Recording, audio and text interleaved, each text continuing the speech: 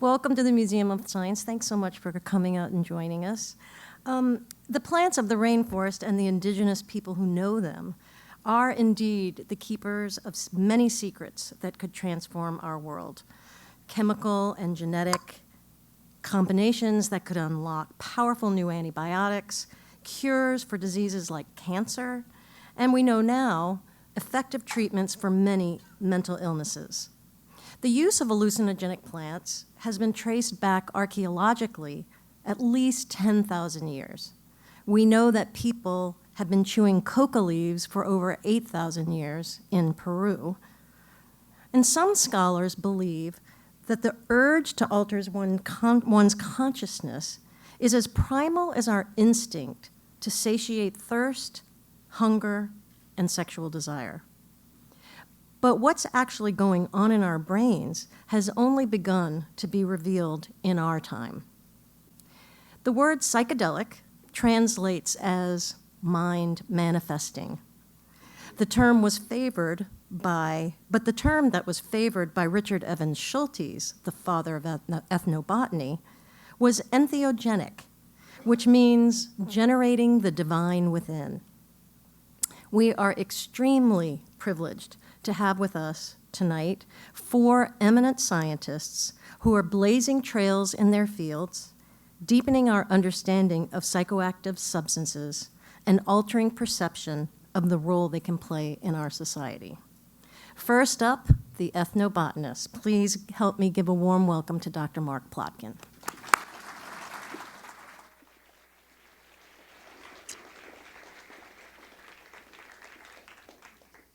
Thank you, Lisa, for setting this up. Thanks to Ollie for turning out tonight. I want to give you a very brief intro to how I got into this field and turn it over to my esteemed colleagues. Now, I start my training 2.4 miles west of here at the Botanical Museum at Harvard, which is the mecca of the study of entheogenic plants. And what is not very well known by the general public is that this was started by Louis Agassiz. What is known by the general public is that Agassiz was on a lifelong career pursuit to discredit Darwin. So this is not a legacy that one would want to have stuck with, but more importantly, Agassiz launched the first great Harvard expedition to the Amazon in 1865. It's the Thayer expedition. When I worked in the museum in the 1970s, they still hadn't finished identifying all the fish, so rich was the biological diversity of the Amazon forest and the rivers. And speaking of the effect of Amazon and Amazon plants and Amazon peoples on the study of the human mind, even less known about the Thayer expedition was that the most important member was William James, the father of American psychology, whose experience in the Amazon rainforest, encountering other realities and other cultures, had a profound effect on the way he began to study and understand the human mindscape. The next great explorer of the Amazon was about half a century later, and it was Alexander Hamilton Rice, the greatest Amazon explorer you've never heard of. Rice went to Harvard as an undergraduate, then went to Harvard Medical School, then decided he got tired of listening to sick people complain all the day and decided to become an Amazon explorer. He ran 7 expeditions to the Amazon, and what is now known as the Yenching Library at Harvard was actually originally built by Rice and his wife, Eleanor Widener, as the Harvard Institute of Geographic Exploration.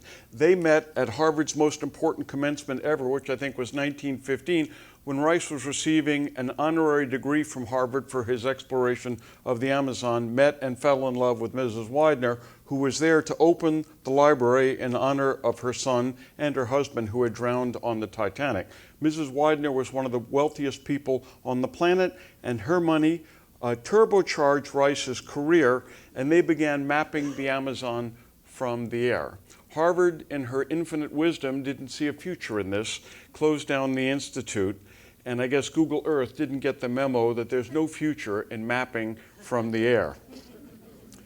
The next great explorer of the Amazon from Harvard was my mentor, Richard Schultes, seen here taking a break from his research to do the sacred Baile de Muñeco in the northwest Amazon. And here's a connection between entheogenic plants and Western medicine that very few people get, and I have never, ever, ever met a physician who knew this connection.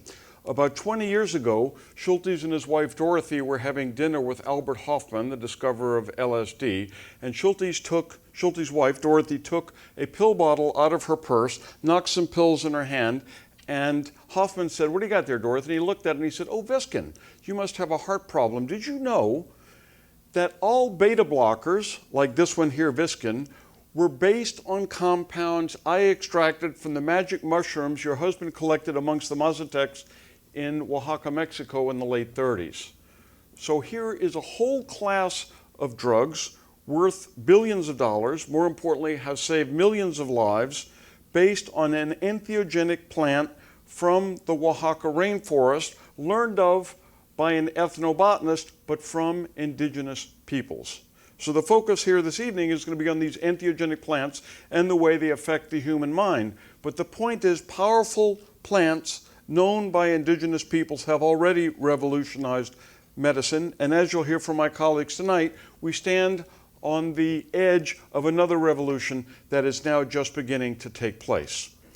Here you see Schultes in the northwest Amazon, where he was sent to study arrow poisons, which in 1941 were becoming important as anesthetics and abdominal surgery. But he went on to collect many thousands of plants and focused on these entheogenic psychedelic plants, the importance of which is now only beginning to be understood, and the utility of which is now just beginning to be appreciated. Schultes worked first and foremost in the northwest Amazon in Colombia. The easternmost extent of his field research was amongst the Yanomami in Venezuela, on the Venezuela-Brazil border. And I had the great honor, though I started my work in the northeast Amazon in Suriname, was moving far west to overlap with Schultes' research amongst the Yanomami. 20 years ago, this was one of the most remote regions in the world, and you can see the remoteness of the Chaboneaus, the roundhouses in which they live. You would come up the river, put on your backpack, and hike in. I got to the first Chaboneau, and I explained that I was an ethnobotanist, and I was there to study their magical plants, but I just wanted to start out slow. So I was willing to try the ebena, the famous hallucinogenic snuff, but I only wanted just a little bit. Well, my Yanomami wasn't very fluent, and it turned out I ended up taking in more than I had expected at the outset.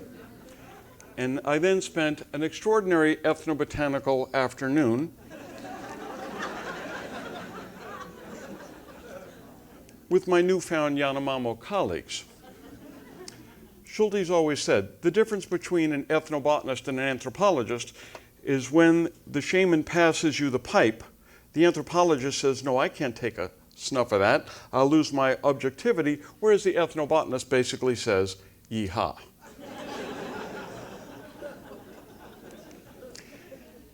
And the focus of his research, which is most relevant tonight, is going to be that of ayahuasca, the sacred vine of the northwest Amazon. And I could spend a weekend telling ayahuasca stories, but I'm just here to introduce the other speakers tonight. Here you see an ayahuasca shaman with whom I've had the great honor and pleasure of working for over 2 decades. This is Don Luciano Matumbahoy. He's the head of UMIAC, the Union of Yahe Healers, former the assistants of the Amazon Conservation Team, my organization, in the Northwest Amazon over 10 years ago, and it's still going strong. Here he is in the middle of an ayahuasca ceremony. And let me conclude by telling you a story. I'd taken him up to meet a foundation officer in Los Angeles, and the officer turned to him, this fellow spoke Spanish, and said to Don Luciano, "You didn't go to medical school, did you?" And the shaman said, "No, of course not, I'm a shaman." And he said, "So, well then what could you know about healing? You didn't even go to medical school." And the shaman looked at him, and he smiled, and he said, "If you have an infection, go to a doctor." He said, "But many human afflictions are diseases of the heart, the soul, and the mind. Western medicine can't touch those.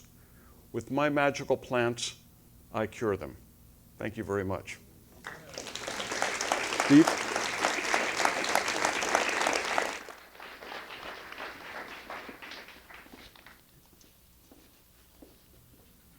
Okay, well, it's a real pleasure to be here. I'm particularly pleased to be here because I've been coming to this museum a lot over the years. My kids have come here plenty over the years, so it's a real honor for me to be here.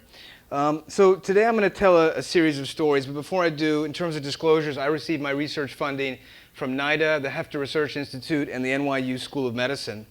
So the class of drugs we're talking about today, the classic hallucinogens, include drugs like psilocybin, mushrooms, LSD, ayahuasca, and peyote.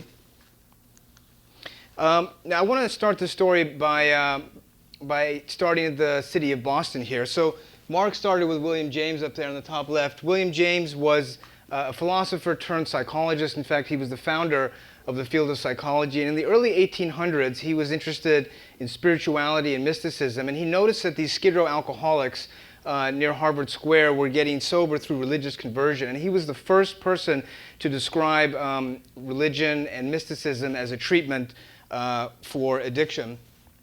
The next person to study psychedelics up there was Arthur Hefter. Arthur Hefter and Louis Lewin in Germany were the first psychopharmacologists to self-experiment.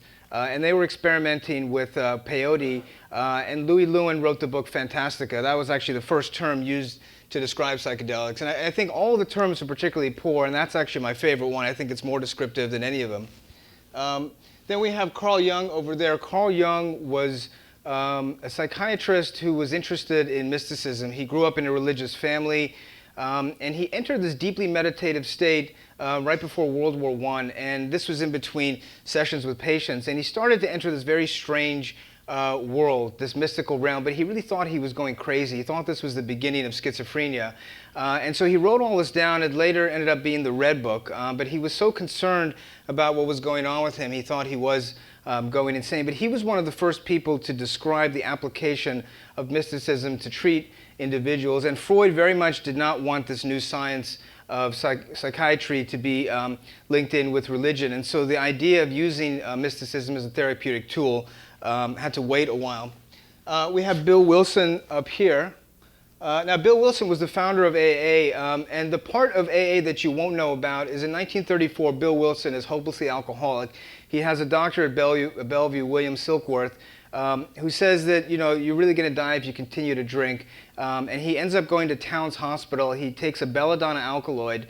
And under the influence of this anticholinergic drug, he has this big mystical experience. He has a white light that penetrates through his hospital room, and he has a vision of alcoholics forming a chain. And this is the idea that he has for Alcoholics Anonymous through this drug-induced mystical experience. He goes on in the 50s to undergo LSD psychotherapy by Sidney Cohen at UCLA and wants to introduce LSD into the bylaws of AA, and of course, that never happens. But that's the story of AA you won't hear about. Now, the next part of this story is Albert Hofmann, and this is when things get interesting. Albert Hofmann is a Swiss chemist working at Sandoz Pharmaceuticals, and in 1938, he's working with a series of ergot derivatives, trying to come up with an agent that'll stem blood loss during pregnancy, and he synthesizes a series of lysergamides and kind of leaves them, and for some reason in 1943 has this kind of premonition to come back and accidentally get some LSD on his finger, takes a bicycle ride home and starts to experience some sort of strange feelings, aesthetic changes. He gets home and he thinks there's something majorly wrong with him. He feels he's possessed by a demon. He thinks his neighbor's a witch. So the first trip and also the first bad trip, he calls his physician. The physician finds nothing wrong with him. He goes to sleep, wakes up the next day, feels refreshed, goes back to Sandoz Pharmaceuticals and realizes he has discovered something very special. Sandoz studies LSD on animals and members of Sandoz, and eventually ends up marketing LSD as a treatment for a bunch of different disorders, also as the biological basis of psychosis. The analysts pick it up and start to use this agent, and this starts really an amazing experiment that goes over the next 25 years where psychedelic treatment models become a big part of psychiatry. But what's really interesting is that this big history was completely erased over time, so much so that when I was a psychiatric resident, I learned nothing about it. But what's really interesting is there really was an enormous amount of research. There were over 1,000 scientific articles. There were 40,000 research participants. And what was most interesting for me when I looked into this in 2006 was that addiction, my field, alcoholism, was the most studied indication. There were thousands of patients that were treated with LSD-assisted psychotherapy, and there were controlled trials. The next most common indication was terminal cancer, and I'm going to get to that in a little bit. So what happened next? What happened next is back to Boston here. So that guy over there is Timothy Leary. And you know, people in Boston know something about him. So Timothy Leary starts the Harvard psychedelic group in 1960, but by 1962 he's kicked out of Harvard. He and Richard Alpert, who later became Ram Dass. And unfortunately, Timothy Leary becomes the Pied Piper of LSD, and he really starts turning all of America on to LSD, and he starts to thumb his nose at the U.S. government, so much so that he declares that LSD is more dangerous than the bomb. The government should be extremely concerned about it. LSD becomes part of the counterculture, gets caught up in Vietnam War, and eventually Richard Nixon gets so upset about it that he declares war against drugs. He calls Timothy Leary the most dangerous man in America. And the criminalization of addiction, the Controlled Substance Act, which has led to the U.S. Being the world's biggest jailer, mostly of minority nonviolent drug offenders, was unfortunately a war against consciousness expansion, LSD, but ended up being a real nightmare for those of us that treat addicted individuals. So as the U.S. goes, the rest of the world goes. The U.S. gets the UN essentially to adopt our Controlled Substance Act and the scheduling system. What's really interesting is the most damaging drugs, alcohol and tobacco, are completely absented from this Controlled Substance Act. So that gives you a sense of sort of the politics behind this. So everything stopped, and you know, anyone who was doing psychedelic research had to stop. But then in the early 90s, Rick Strassman over here at the University of New Mexico starts everything up again. Even though the psychedelics were Schedule I drugs, there was a pathway for them to be studied. And Rick Strassman ends up getting approval to give IV DMT to participants in New Mexico. And that really starts it. And then over time, Charlie Grob, and Charlie's going to talk tonight, at UCLA, starts psychedelic research at UCLA. Francisco Moreno at the University of Arizona does a psilocybin for OCD trial, and Roland Griffiths at Johns Hopkins starts a series of psilocybin studies there. What's really interesting about the psychedelics is that we already make these compounds in our brain. It appears that our pineal gland makes DMT. DMT is a very potent hallucinogen, and what's also interesting is the serotonin receptor system. We have this 5-HT2A receptor, and if you activate this system, you profoundly alter your consciousness, and you can undergo these mystical or spiritual states. So it's interesting that there's these plant-derived compounds, but we already make these molecules and have receptors in our brain, similar to the endogenous cannabinoids and the cannabis plant and the endogenous opioids and the opium plant. All right, so I want to talk about our group at NYU. We've been doing psychedelic research since 2006. That's Jeff Gus on the left and Tony Bossis. And through some serendipity, we started a group in 2006. It was mostly going to be a reading group, but we soon ran into Charlie Grob, and I had gone to UCLA for medical school. But I never met Charlie when I was at UCLA, but I was introduced to him after, and Charlie really encouraged our group to get involved in psychedelic research. And I thought, you know, this was a really bad idea, but Charlie insisted, and, you know, he really encouraged us and helped get us started.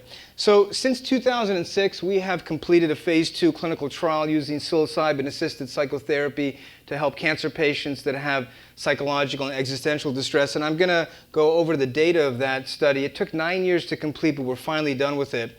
We also did a qualitative study. I'm the director of the NYU Addiction Psychiatry Fellowship. So as a fellowship director, I realized that this is such a unique, specific form of psychotherapy that we really had to create a training program for psychedelic therapy. So over the last several years, we've trained over 40 people to become psychedelic therapists. And I think ultimately, if psilocybin's rescheduled, you're going to need people who are specifically trained in this modality. In addition, we have started a randomized controlled trial of using psilocybin-assisted motivational interviewing to treat alcoholism, and psychedelic studies to treat addiction have restarted. We have, Matt's going to talk about psilocybin and tobacco, and there's a trial at the University of Alabama using psilocybin to treat cocaine addiction.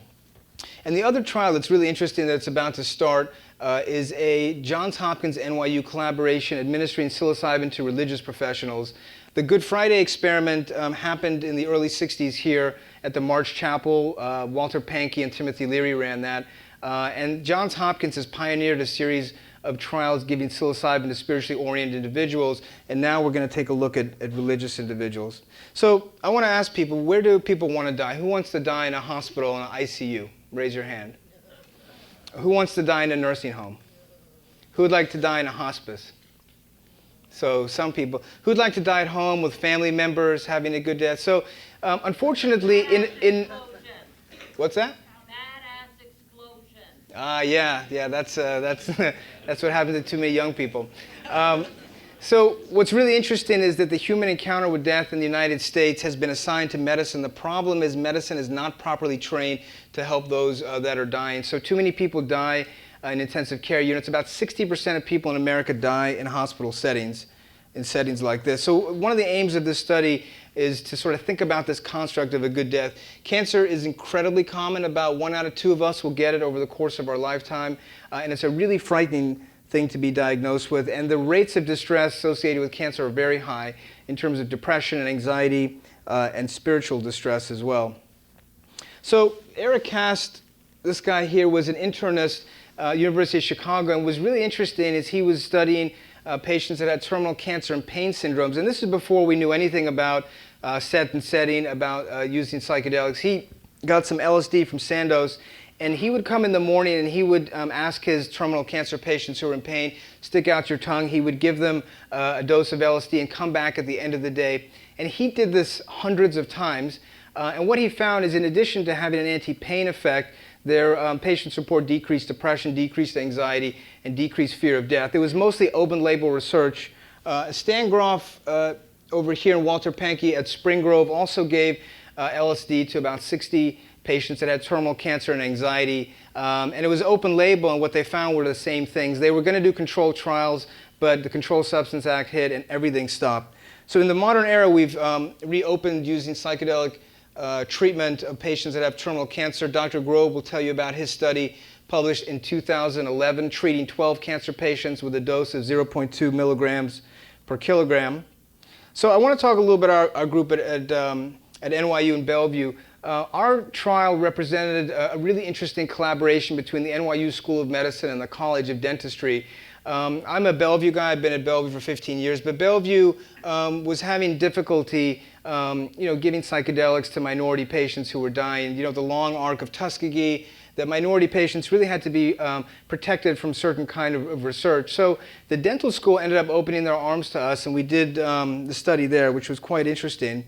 So we recruited 29 individuals. We gave them 1 dose of psilocybin versus 1 dose of niacin. They had psychotherapy. They had preparatory psychotherapy, where we reviewed the narrative of their life, the narrative of cancer. We prepared them for the session. The session was 8 hours. They're very long days. And then we did integration afterwards. We included people, initially we included people that had terminal cancer, but we soon realized that you could have any stage of cancer, including being in remission, and still have distress associated with your cancer. So we included people of all stages of cancer. We excluded people that had major medical illness. So even though they had cancer, they couldn't have end organ damage, they couldn't be in acute heart failure or renal failure. And this is really important. We excluded people that had major mental illness. Psilocybin can exacerbate psychosis in individuals who have schizophrenia, so it's really important to rule out those individuals, which we did. We measured anxiety, depression, pain, spiritual measures, quality of life, and death anxiety. So it took about 2 years to get approval. It was very complicated to get approval, but there is a pathway, and you really just have to be meticulous and keep going. The problem is these studies are not funded by the federal government. Even though they'll give approval, the federal government is not yet willing to fund these trials. So these are all funded by venture philanthropists. And this is what our room looks like. It's a living room-like setting. We make the couch into a bed on the dosing days. And it's really important to have a nice, pleasing setting and to not have a sort of like dingy hospital-looking room. So we screened 108 individuals. We enrolled 42. We randomized 31. Half went to the niacin first group. Half went to the psilocybin group. And you can see the demographic here. Now, the NYU Clinical Cancer Center is much different than Bellevue. So the typical patient was a woman who was Caucasian, who was in her 50s, who had never done a psychedelic, who had a metastatic gynecologic cancer. That was the norm patient that we had. Now, what we found is that there were some adverse events in terms of non-clinical increases in blood pressure. There were some individuals that got headache and nausea. From a psychiatric perspective, about 17% of individuals had transient anxiety. And this actually ended up being therapeutic for a lot of individuals when they would often have encounters with cancer and they would feel anxious or nervous about it. And we instructed them to go into that and go towards the things that were most fearful. But there's a cautionary note that even when you can carefully screen individuals, there is transient anxiety and psychotic-like symptoms that's important to manage. But the important thing is we found no serious adverse events. There have been 2,000 doses of psilocybin administered in the United States and Europe over the last 15 years, and there have been 0 SAEs. Nobody's become psychotic or addicted or even needed a pharmacologic intervention during the treatment. So if you carefully screen individuals, there's a good safety profile with these agents. Now, in terms of our findings, what we found, these were our main outcome measures. And you can see here, I don't know if this is pointing correctly, but if you see the baseline there, 16.71, 16.87, the individuals that we saw in the trial had a lot of anxiety and depression. And you can see in the first line there, HADS total, the day before, the psilocybin group goes from 12.8 down to 5. And then 2 weeks later, it's about 6. And about 6 weeks later, it's about 7. The placebo group, you can see, has a small bump down, but then it goes back up to baseline. And I want to show you this graphically. The group at the bottom, and maybe you can, is the pointer here? No. The group at the bottom is the psilocybin group. And you can see when they get 1 day before to 1 day after, when they get psilocybin, their distress drops down dramatically. And you can see that there's a big difference between the placebo group at top in red and the psilocybin group. And the effect sizes there are very large. Effect size measures the magnitude of difference between two groups. And we found effects between 1 and 1.7, which are really huge effects. For something to be an FDA-approved medication, you only have to have about 0.3. So these were very large magnitude effects. And we essentially found them for all of our outcome measures, that the psilocybin group, the distress comes down dramatically. And there's a difference between the two groups at 2 weeks and 6 weeks. What I find even more interesting is the data for 8.5 months. So they get psilocybin there, and then the last point over there is 8.5 months later. So you can see that when they get psilocybin, even though this was a crossover trial and both groups ended up getting the other condition, it appears that the effect may be longer than 6 weeks and maybe on the order of more like 8.5 months. And all of the outcome measures essentially look like this. The group at the top, the red one, they get psilocybin over there 1 day pre-dose too. And you can see when they get psilocybin, you start to have within group differences in terms of clinical distress. We also found that psilocybin induced mystical type experiences versus the placebo. And we also found that the intensity of the mystical experience was correlated with clinical improvement. So the other interesting thing, and I'm almost done here, is when we asked the participants, 68% said this was the singular top 5 most meaningful experience of their lives. So these were highly salient, spiritual, memorable events. So in the end, we were able to show that we could safely administer psilocybin, that it was an acute-acting antidepressant and anti-anxiety agent with a large magnitude difference between the placebo, with effects lasting for weeks, if not longer than that. And that there were improvements and enduring positive changes in cognition, mood, and behavior. So the next step would be to do a phase 3 trial. And a phase 3 trial is going to be very expensive, and it's going to require 200 to 300 patients. And we're looking for funding now, but we need to find out if the FDA is going to move in that direction. But if they do, it puts psilocybin potentially to be on a path to be rescheduled and available to be used in medicine, not to be able to get at a pharmacy, but to go to a psychedelic clinic and get the treatment by psychedelic therapists. So in one more minute, I just want to talk about the future. The future for us is doing phase 3 trials with psilocybin cancer. We also want to extend the treatment to care providers like oncologists and family members. We're going to do a series of studies using psilocybin to treat addiction. We're going to extend from alcohol into other drugs of abuse, including behavioral addictions. We're planning on doing LSD-assisted psychotherapy trial for alcoholism. We're going to eventually move towards eating disorders, personality disorders, mood disorders, post-traumatic stress disorder. And we're going to do studies looking at ibogaine, ketamine, and salvia. We're close at NYU to creating a new research center that will have this provisional name. That'll be the first academic center to largely focus on the use of psychedelics as therapeutic agents. And we also want to study creativity to see if psychedelics can enhance the creative process. And lastly, we want to do group therapy. And these are not necessarily within the domain of medicine, but it'd be interesting to think about the use of these agents to enhance spirituality and even conflict resolution. I think we need some of that in the world. So with that, I want to introduce Dr. Matthew Johnson. Matt is really amazing. He's part of the Johns Hopkins team that really is the premier team that has dosed more individuals than anyone. Matt is an associate professor of psychiatry, and Matt is an amazing colleague. Dr. Johnson, please come up.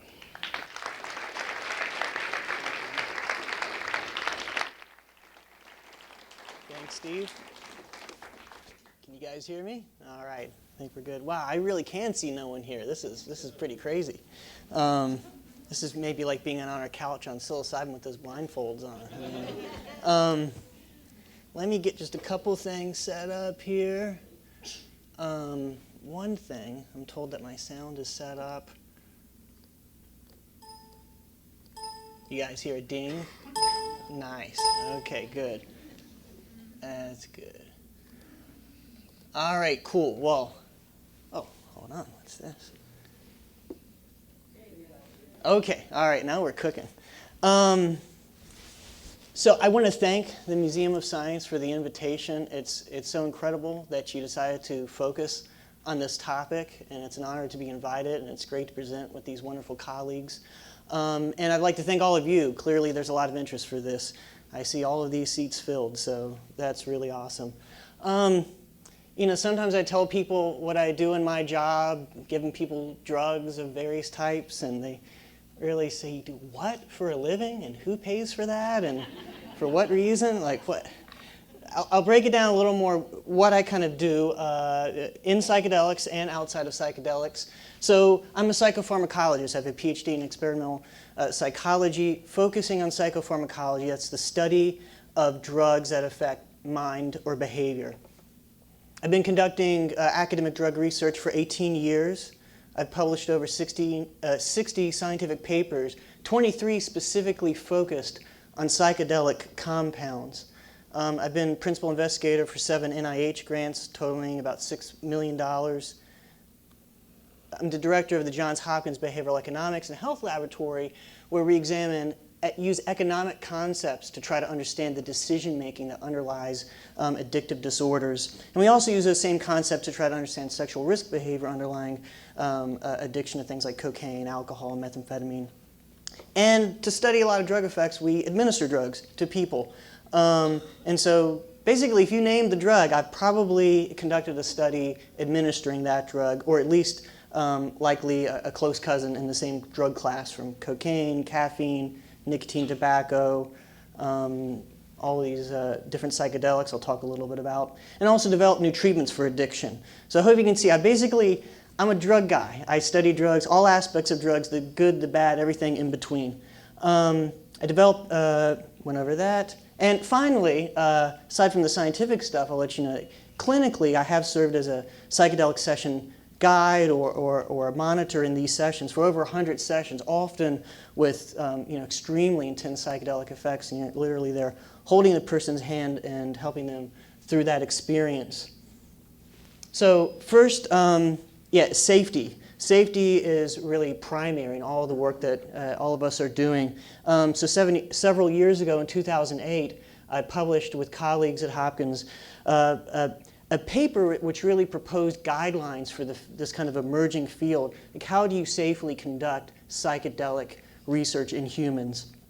And so this has assisted in the approval of psychedelic studies by new scientists and universities, and it's been cited over 100 times in the academic literature.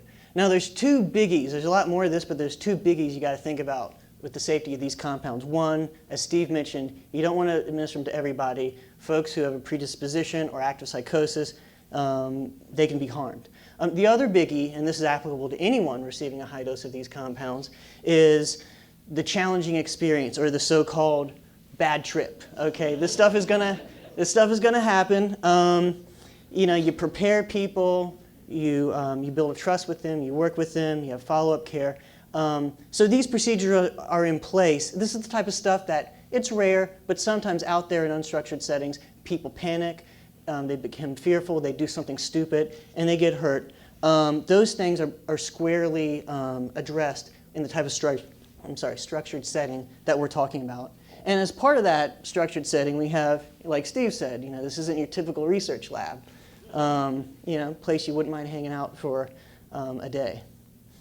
Okay, so some of the first studies we conducted at Johns Hopkins was administering psilocybin to healthy normals, or people who didn't have a problem per se, but we were exploring the basic effects.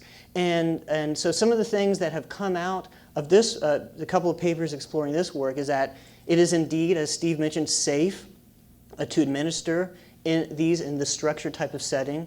And then remarkably, over 60% had a full mystical experience as defined by scales that have been developed in the psychology of a religion that tap into that mystical type experience that Steve talked about. And amazingly, folks rated the psilocybin experience as among the 5 most meaningful experiences of their life. And that was the majority of people in the study. And we also documented improvements in mood and quality of life well over a year after sessions, not just from participants, but also from folks around them. We followed up on this by very carefully looking at different doses of psilocybin, 4 different doses compared to placebo. And we found that increasing the psilocybin dose has an orderly effect on mystical experience, challenging experiences, and long-term positive attributions, such as what I'm showing you here is this really beautiful dose-related increase in the degree to which the percentage of people endorsing that this experience was among the 5 most spiritually significant events of their life. Topping out at around close to 80% with the highest dose. So it's really beautiful, and you really know that there's some real pharmacology underlying these effects when you get these types of results under double-blind conditions. And William James keeps coming up. This is kind of like, we wore the same dress to the party. This is a nice dress to bring to the party. It's critical to this field. So we've done a lot of work with the primary mystical experience. And something we've done with that in the context of our psilocybin work is we've developed the first validated scale to specifically assess mystical experiences from drugs or other acute experiences. So we just published our last paper pretty recently, within the last month on this. So we've developed these types of scales. This is something William James was interested in over 100 years ago, particularly mystical type states coming from peyote or nitrous oxide. Another paper that we published analyzed psilocybin results and showed, to our knowledge, this is the first experimental demonstration ever of a laboratory experiment changing a validated personality construct. So psilocybin increased the personality trait of openness. Never been shown before. And we showed it wasn't just psilocybin. Specifically, it was the people who had one of these strong mystical experiences under psilocybin that drove that effect. We also published some research showing that psilocybin can cause temporary headaches, ranging from mild to moderate, typically. Not a problem for conducting research, but we also think this might be a clue to understanding how psilocybin can be a treatment for cluster headaches, something that other researchers are exploring. We're seeing increases in headache, but kind of sometimes tinkering with the same system in different types of people can drive the effects in different directions. So we haven't just worked with psilocybin, we've worked with a number of very strong hallucinogens. We actually conducted the first controlled human blind research with the active agent in salvia divinorum. Very strong drug. We had, most participants at the higher doses were reported interacting with entities that the others of us in the room couldn't see. A very powerful experience. This is a picture of the plant in the mountains of Oaxaca, Mexico. A shamanist preparing the plant. But you might be more familiar, perhaps, with Miley Cyrus, who was caught smoking a big old bong full of salvia several years ago. And even though I don't think she intended it, this viral video came out just a few days after we published that first in human study. So I really had to thank Miley Cyrus because, all of a sudden, this study that would have been completely ignored, there was like CNN and New York Times calling us up. What the heck is this stuff? Is this even real? She just thought it was weed and she was lying. She made up some name, some other drug. Who knows? So another powerful hallucinogen we've worked with, dextromethorphan. You might know this in your over-the-counter cough preparation. So kind of the take-home from the few studies we've conducted with this, dextromethorphan is very, very psychedelic. It's very much in the range of psilocybin experiences. Quite intriguing. Okay, recently published an analysis paper with some Canadian colleagues, which really made the argument that psychedelics represent a novel or re-emerging paradigm in medicine. It's really different than standard psychiatric medications in a couple ways. This is medication-facilitated therapy, not just kind of an automatic kind of pharmacological Band-Aid. And also, differing than standard psychiatric meds, the benefits last long after the medication has been metabolized or has left the body. That's really unheard of, especially to the long-lasting degree that we're seeing, such as the data that Steve just showed you, and I'm going to show you in a little bit here. Worked with another colleague, Mike Bogenschutz, in a review paper that reviewed this literature with now with various substances that classic psychedelics could be used to treat addiction. Really exciting because it could be effective across these classes, not something common in addictions medicine treatment. This was an editorial that I published with my colleague in England, Ben Sessa, in the British Journal of Psychiatry, a respected journal, making the case for psychedelic treatment of addictions and really arguing that it's critical to study these given the very, pretty low success rates. I mean, we have some things that work, that there's so much room for improvement with some of the existing therapies. And what was really cool is that, Ben really pulled a coup here in that was able to get the journal to include on the cover that included our issue, Alex Gray's painting of Sasha Shulgin and his wife Anne. If you're not familiar with Sasha Shulgin, he is a chemist who developed hundreds of psychedelic compounds, tested them in himself, starting at minuscule doses and working over years and decades, published them in the scientific literature, wrote these two amazing books, P-Cal and T-Cal. You should look into this guy. This was a photo of the first time I met Sasha back in 2007 at his lab. A gracious gentleman. He passed away a little over a year ago, so he's a character you want to check out if you haven't heard of him. So some other work I've published, criminal recidivist. So this is Lindsay Lohan. You may have know she has a little bit of a history with drug-related criminal activity. Did a really eye-opening experience of ayahuasca. It was really intense, and I saw my whole life in front of me. And I had to let go of past things that I was trying to hold on to that were dark in my life. And physically, I felt it when I had this experience. Like I saw myself die. It was insane. I saw myself being born. And that, I feel different ever since that. Just being okay with, the wreckage of my past and letting that go and starting fresh. And it's just, I'm in a good place and I don't want to mess with that because it feels good. I'm happy. Well, you might believe her or not. That's one individual case. But I can tell you one thing, with my colleague Peter Hendricks and others, we analyzed some data on almost 26,000 drug-involved criminal offenders and found that those individuals who had a history of psychedelic use in their lifetime were less likely to violate probation by drug and other crime. And also found, and this is a real kind of cincher, we found that virtually every other drug or drug class that was represented was associated with an increased risk. All of the other drugs with addiction potential. So we think something very interesting going on here that needs to be looked at in the future more. Okay, also with my colleague Peter Hendricks at the University of Alabama, Birmingham, we've looked at psychedelics and suicide. And if you ask John Q. Public about this topic, they would probably assume that psychedelics increase suicidal tendencies. But that's not what we found, we actually found the opposite. We found that psychedelic users were less likely to have contemplated or attempted suicide recently, and that, again, all the other drug classes tend to be associated with increased risk. This one isn't like the others.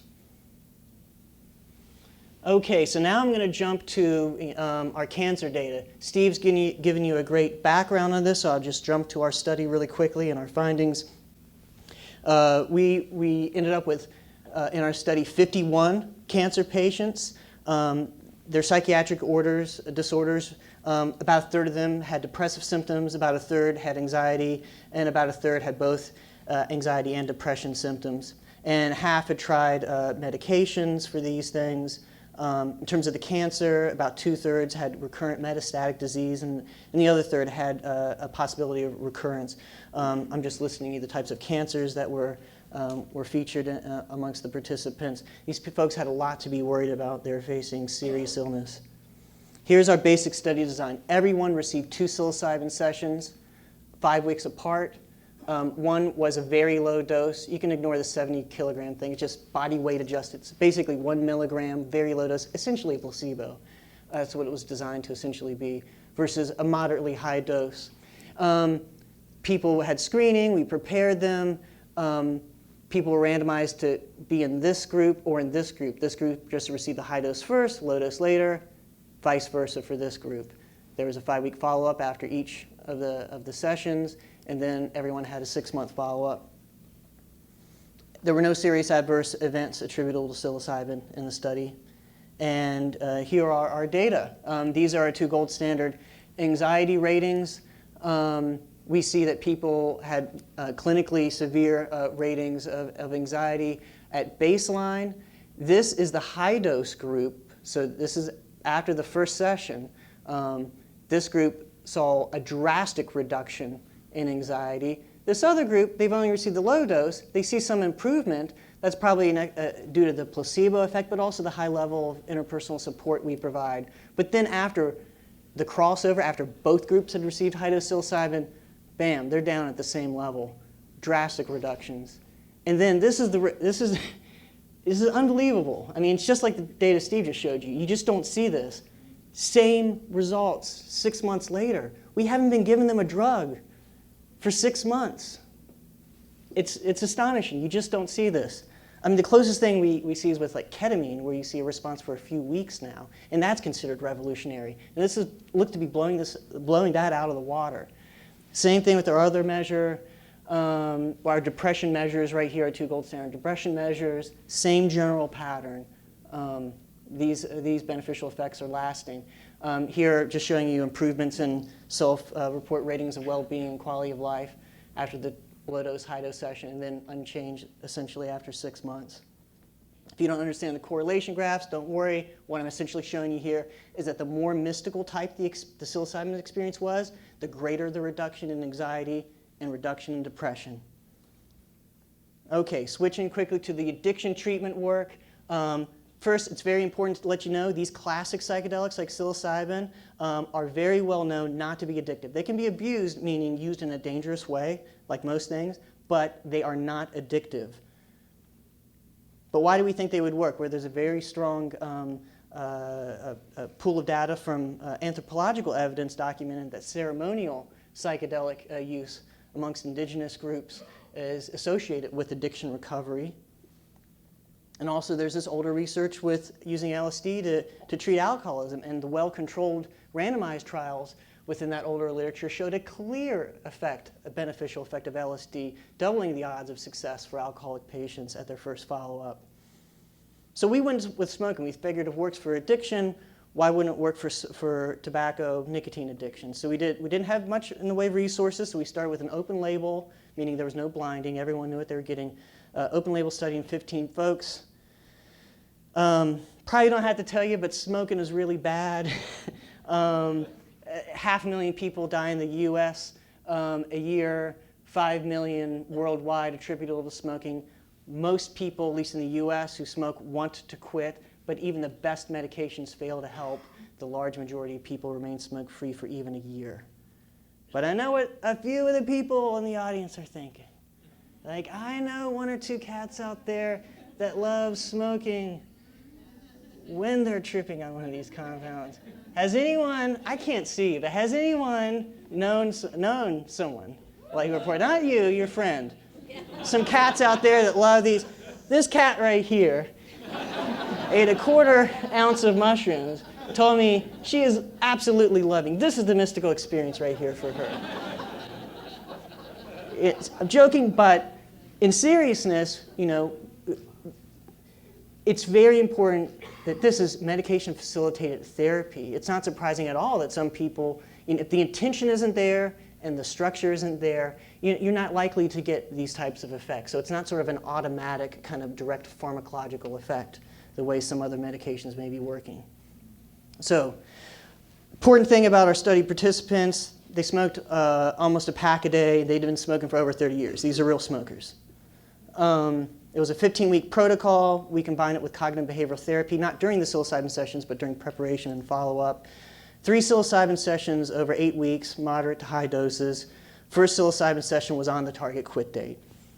Here are the data. This is a biological measure of smoking carbon monoxide. You blow into a little machine. You can't lie to that thing. These are all the study meetings before the target quit date, before the first psilocybin session. This is our clinical cutoff for smoking or not. And this is after psilocybin.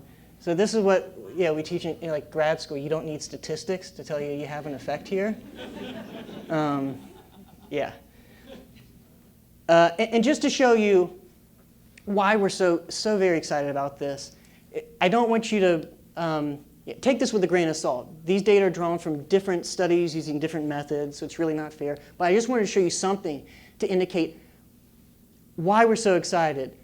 Our absolute success rate is so far above what you typically see.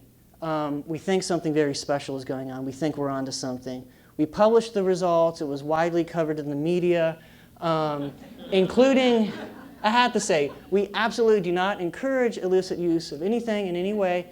But I have to say, particularly, this is a lot of mushrooms. I certainly hope that nobody is, yeah, Newsweek should have really done their homework. I mean,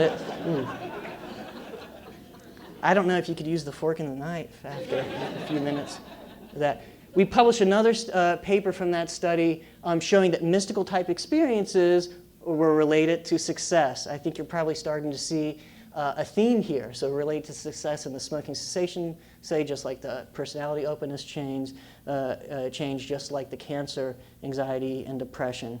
But also for alcohol. So Mike Bogenschutz has looked at alcohol recently in a very similar study. Saw drastic reductions in drinking days and heavy drinking days following moderate to high psilocybin sessions. Is it medically realistic that a single experience causes lasting changes in behavior? That sounds kind of silly, right? Who would buy that? Well, a lot of, basically all of medicine would buy something very similar to that. What about PTSD? We know very well that a single experience or a small number of experiences can change your behavior for a lifetime, and it's mediated through very real brain effects. We think the same type of thing, not the same exact mechanisms, but the same type of thing is going on here, except a positive experience having lasting positive changes in your behavior over time. Okay, so very quickly, psilocybin meditation. We've been doing some work with psilocybin and meditation. I don't have time to go into these different studies that different colleagues have published, but there's an emerging story that similar brain changes are occurring from both long-term meditation and from acute psilocybin. In particular, reductions in activity in brain areas involved with basically thinking and remembering about yourself. So people have said for a long time that, you know, one gets things like ego loss, or they feel like the ego death, or they've stepped outside of their sense of self. They've seen themselves from a broader perspective. We think we're finally perhaps seeing a biological signature that kind of explains this kind of more, loosey-goosey kind of, terminology. So this is really exciting. So we think there's a commonality, though, between meditation effects and psilocybin effects. And so we conducted a study to see whether psilocybin, what those experiences were like with novice meditators. Does psilocybin increase meditation engagement? And pro-social and beneficial effects of meditation. So we had 75 participants, little or no history with meditation or psychedelics, 2 or 3 psilocybin sessions over the 6-7 month study. 3 groups, we varied both dose, a trivial dose, essentially placebo, or a high dose, but we also varied whether they had sort of standard support, so whether they got just sort of a standard 6 meeting kind of with staff kind of support throughout the experience, including instruction for meditation and encouragement, or an enhanced support condition with 26 meetings on top of the high dose. So this is essentially what we got. We found that in terms of mystical experience, it's really about the drug. So we got about the same level of participants endorsing a full-blown mystical experience on the 2 high-dose conditions, regardless of support, compared to the low dose. But on virtually all the other measures, we did see an interaction where we saw some benefit, a clear benefit of dose, but then we saw that the extra level of support interacted with that to show even greater benefit over time. A measure of altruism, ratings of personal well-being, and this is all 6 months later, I should say, and ratings of positive behavior change. So to wrap it up, current and future directions, just same thing that Steve was describing. We're doing it together, developing a phase 3 trial with the FDA. We're running a randomized trial comparing psilocybin to nicotine patch for smoking cessation right now, and looking at brain imaging before and after to see what kind of brain changes are associated with success in these trials. We're also conducting and actually writing up the first of these internet surveys of addiction recovery after psychedelic experience. I've given a number of these talks where people have come up to me afterwards and said, this happened to me 10 years ago. I stopped smoking. I stopped doing this. Sometimes very long ago. So we've collected thousands of reports from people across the world at this point of reporting these things happening naturalistically. We're running a study on long-term meditators with thousands of hours of experience on psilocybin with brain imaging, including when they're on psilocybin, which is really interesting. And then, as Steve mentioned also, in conjunction with NYU, running a study on psilocybin effects in religious professionals. So I want to thank a really large number of individuals on this, a phenomenal team. I really just want to highlight Roland Griffiths, my postdoctoral mentor, who I've continued to work with since 2004, and we've just done some incredible work together. I love these guys. This is an incredible effort. Everyone has their hearts in it, and really want to thank the funding from a number of really courageous organizations to back up this research. So thank you. And at this point, it's really his talk is already up here. It's really my pleasure to introduce Dr. Charlie Grob. So, Charlie is really let's see, there we go. Charlie's really been a hero in this field.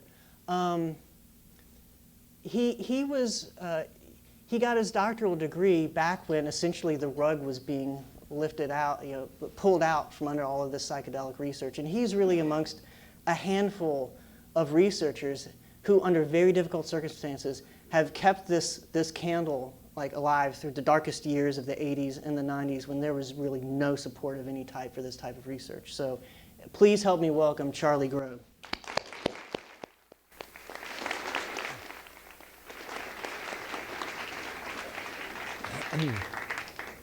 Thank you. It's really a pleasure to be here today with you to talk about a topic that I've been fascinated with for many years.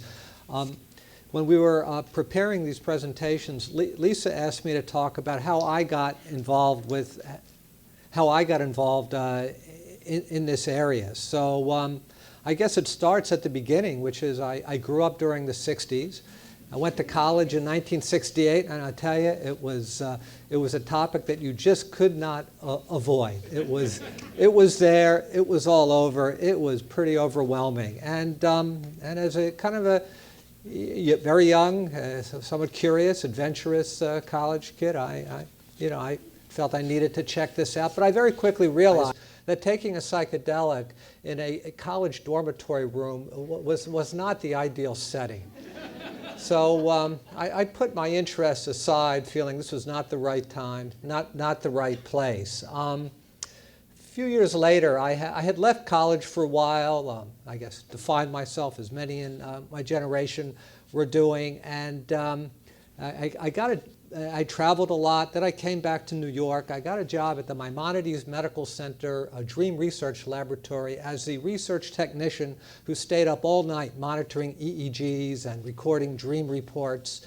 And I had lots of opportunity to read. And one of the investigators, Stanley Krippner, had a tremendous library full of everything written to date on psychedelics. You know, a tremendous collection of books and articles in the professional literature. And I just devoured this stuff, staying up all night reading this, monitoring the EEG, going back to my reading. And around that time, my father, who was a physician, was very concerned about what he perceived as to my lack of direction.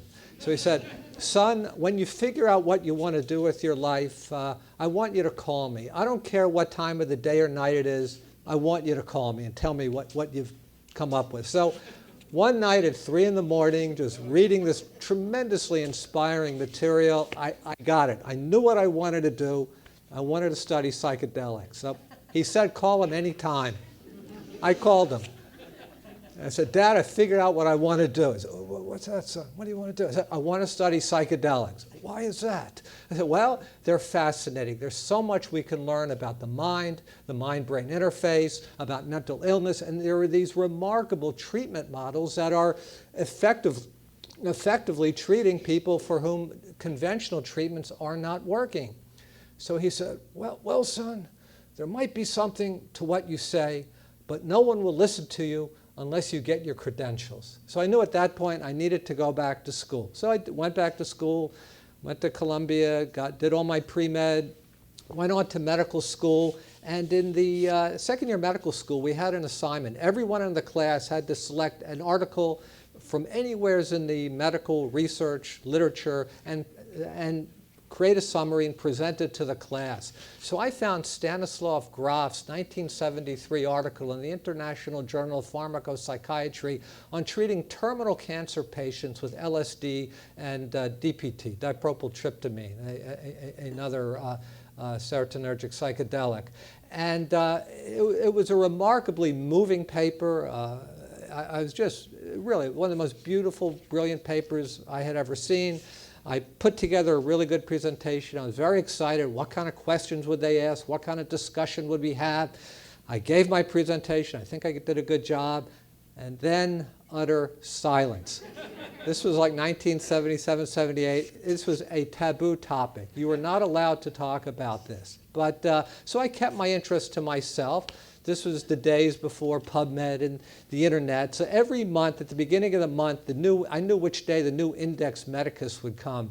And I'd go there at the beginning of the month and look up terms such as lysergic acid diethylamide, and there was nothing, really, aside from what was going on in the cat retina or a salamander reflex, there was nothing of much interest. But I plugged away, and as my father told me, I got my credentials. I became a psychiatrist. I became a child psychiatrist. I stayed on in academic positions.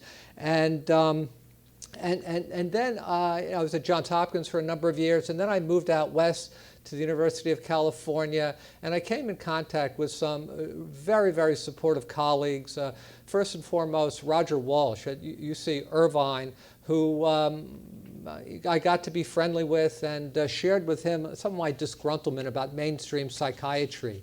And he said, Charlie, what would you do if you could do anything? I said, I know exactly what I do, but I don't think it's possible. I said, I'd want to study psychedelics. And he said, well, you know, that's a very important topic. It's high time we got back to it. So with Roger and support of other colleagues, I started to put together a series of studies along with my day job. I should also add that I run a very large, I'm at Harvard UCLA Medical Center. I run a large child and adolescent psychiatry clinical training programs.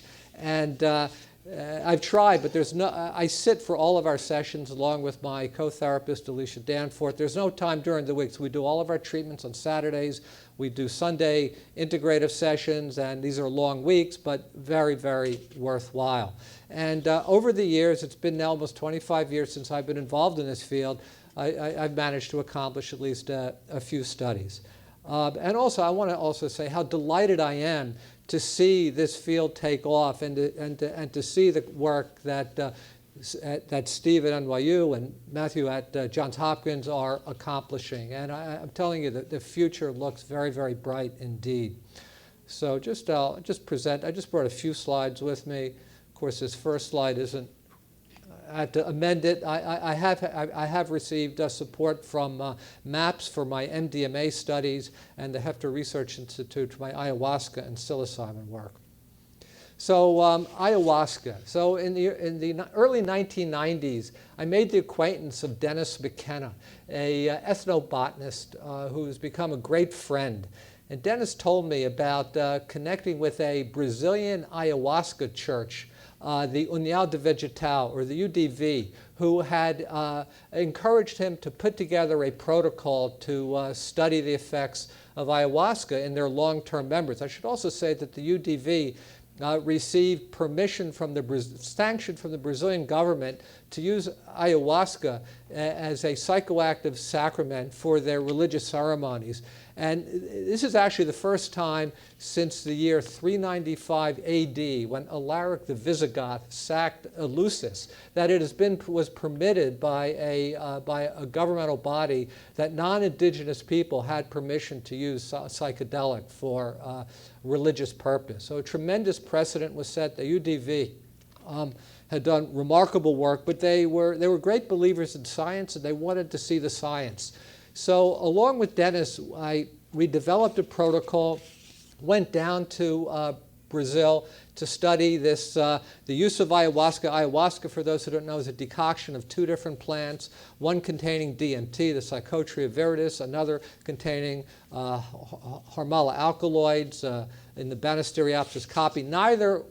Neither are effective when ingested separately, but when brewed together, it creates a very, very powerful decoction, facilitating a 4-hour strongly visionary experience.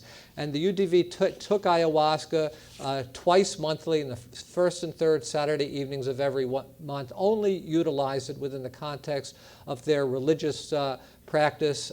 We went down there and had their full cooperation. We went to their temple in Manaus in Amazonia, and recruited 15 long-term users of ayahuasca who were randomly selected, and we had 15 matched controls who lined up on all parameters except they had never been exposed to ayahuasca.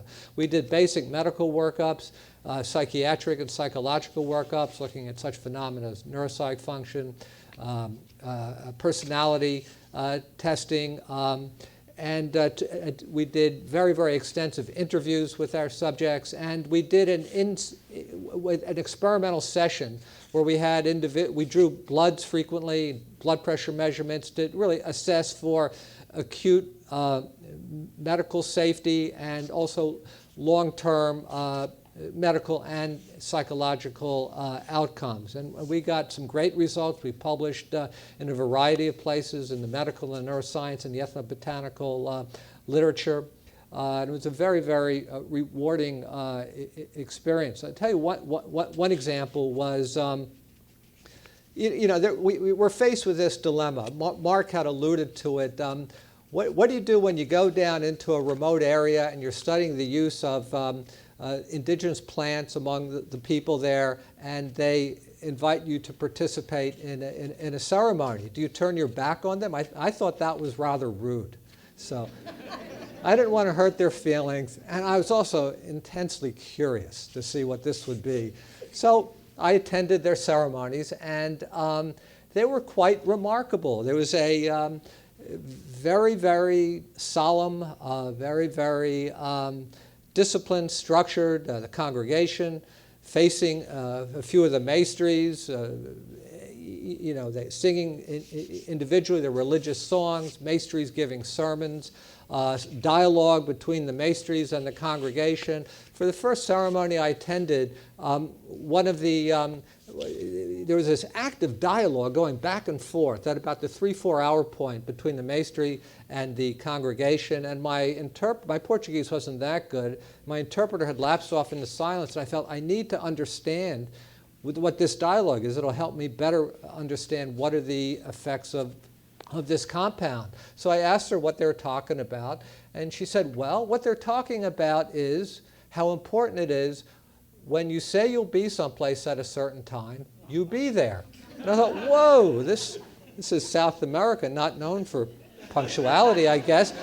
And as I interviewed our subjects and talked with many other people, I was very impressed with their life stories. Many of them were very, very high functioning, very successful, but they had often started at the lower rungs of society and had really their involvement with this church that used this powerful psychoactive sacrament that enhanced, I think, suggestibility, really had allowed them to become far more industrious and ethical, because the precepts of the church have a lot to do with responsible behavior, to be good parents to your children, be respectful to your parents, be good employees, be good employers, be good to your spouse. And it was remarkable the transformations these people had undergone. Remember one night also, after another ceremony, after it was over, I was looking around, and there were these multi-generational groups, kind of just, the session was over, and people were just of the church were talking, and they're, grandparents, parents, adolescent children. And I turned to Dennis, who I was sitting next to, and I said, I just pointed this out to him, and how remarkable this was. It was so harmonious.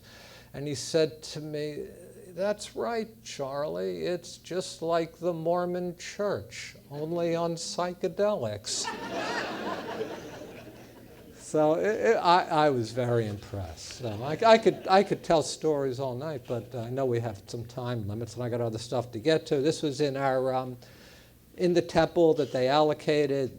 This is should point out Glaucus de Souza Brito, as a physician, our main Brazilian colleague who did heroic work organizing all the logistics for us. Glaucus is very ill at this point, so sending him prayers for health, for healing. A remarkable man, always positive, optimistic, who could accomplish the impossible. As we found out, conducting a rather sophisticated study under fairly primitive circumstances.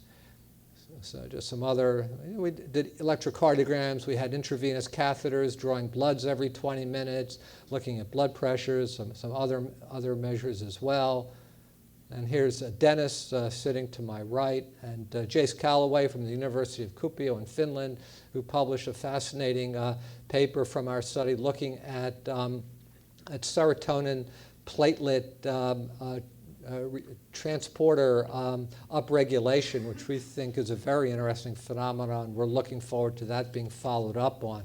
I should also say that research with ayahuasca is suddenly taken off. Not in this country, sadly, but in Spain with Jordi Riba, and in Brazil. On Tuesday at my hospital, I invited to give our departmental grand rounds Julio de Araujo from the Federal University do Rio Grande do Norte, who came and talked about treating severely depressed patients who are refractory or non-responsive to conventional treatments, and presenting some very, very impressive preliminary data. So it's really very gratifying to see this field take off to the degree it is. Also, an interesting article Mark showed me today just came through in the Huffington Post, looking at a putative role for ayahuasca in autoimmune disorder, an entirely new area opening up. We've always looked at its role in treating psychiatric conditions. Might it have some role in treating diseases typically relegated to the world of internal medicine? There may be some potential, and this merits some intense examination as well. So moving on to psilocybin, and my work was supported by the Hefter Research Institute, a group of like-minded colleagues we formed in 1993, and we've also been involved in helping to support some of the Hopkins and NYU work, and really, without the Hefter, this would not have been accomplished. We we did a study of 12, this was actually the first study of using a psychedelic treatment model for terminal cancer anxiety since the late 60s, early 70s, when the final studies were shut down.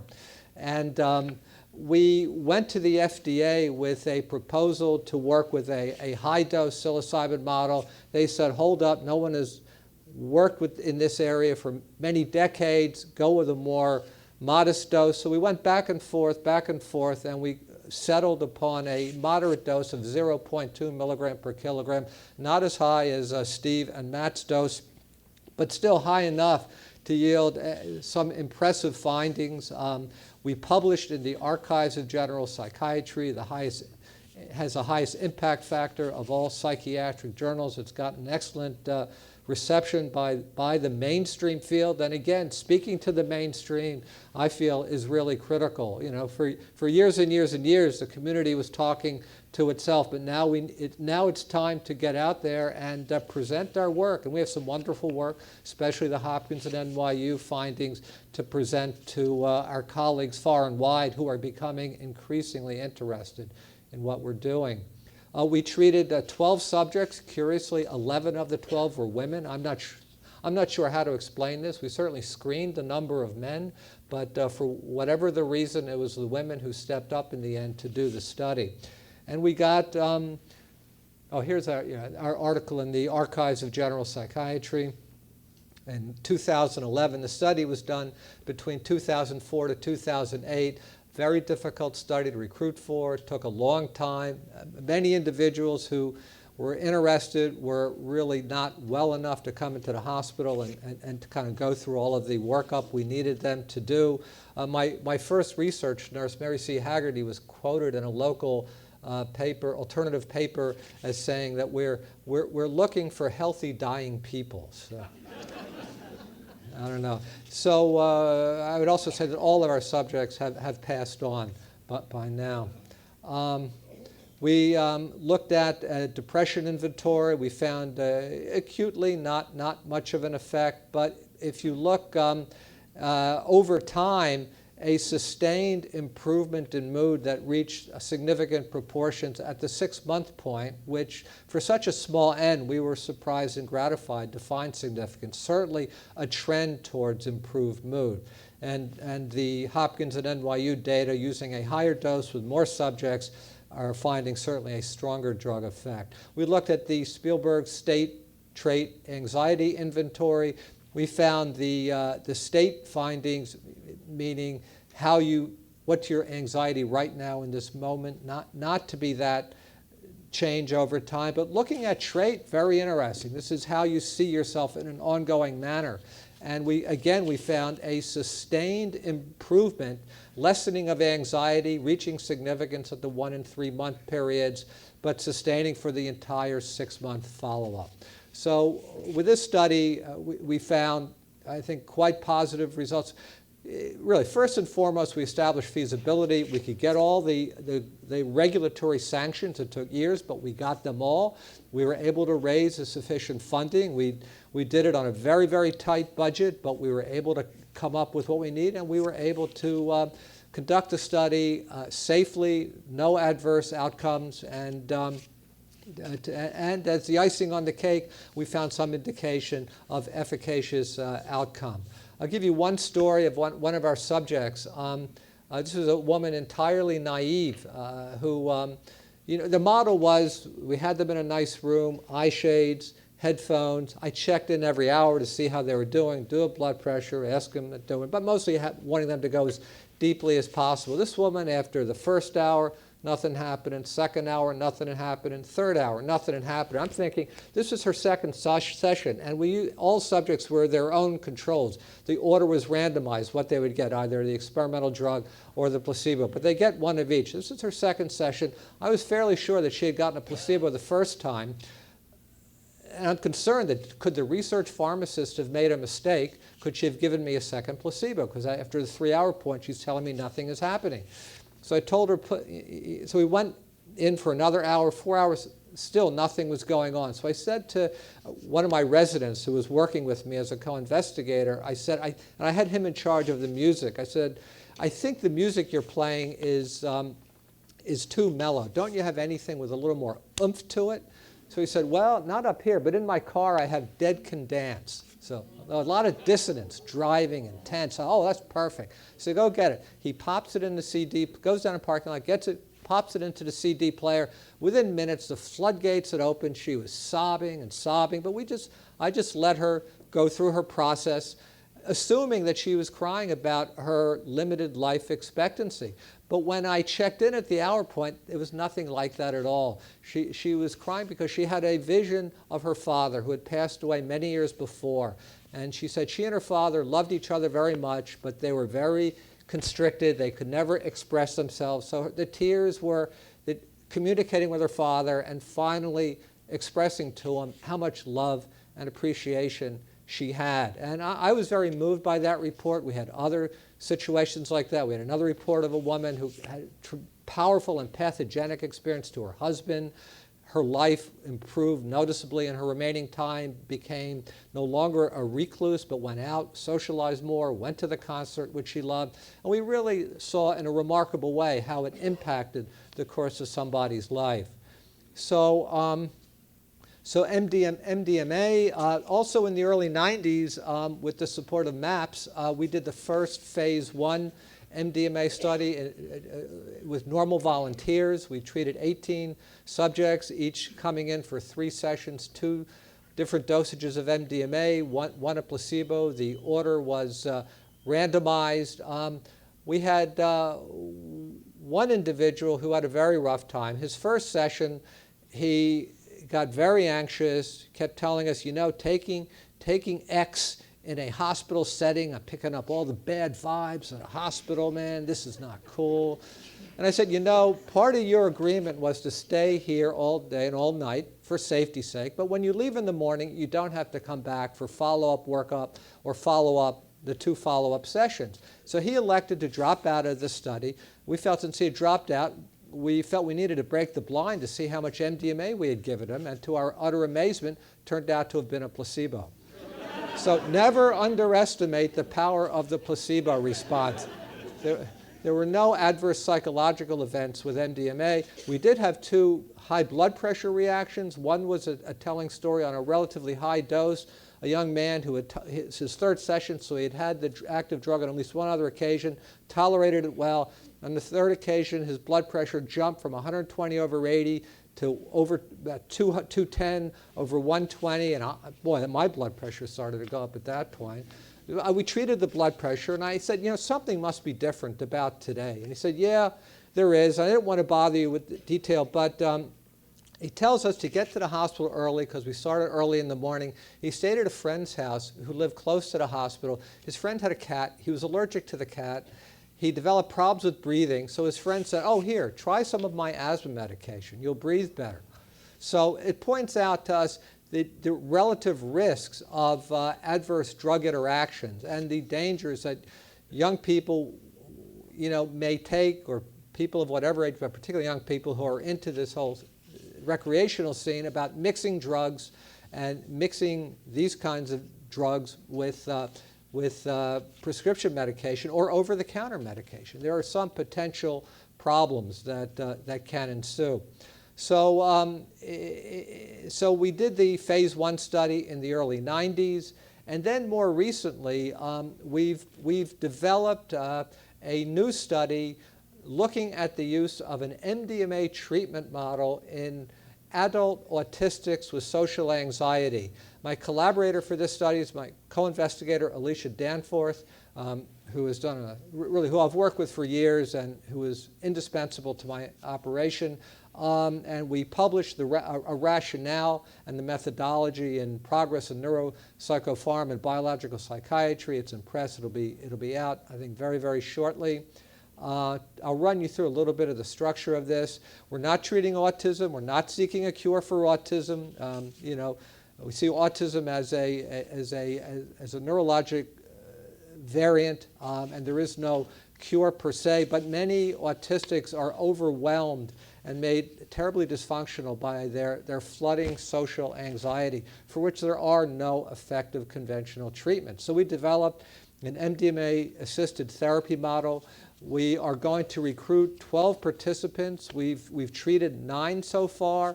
They've got to be at least 21 years or older, MDMA naive. They are high functioning on the spectrum with at least 2 years of college or the equivalent.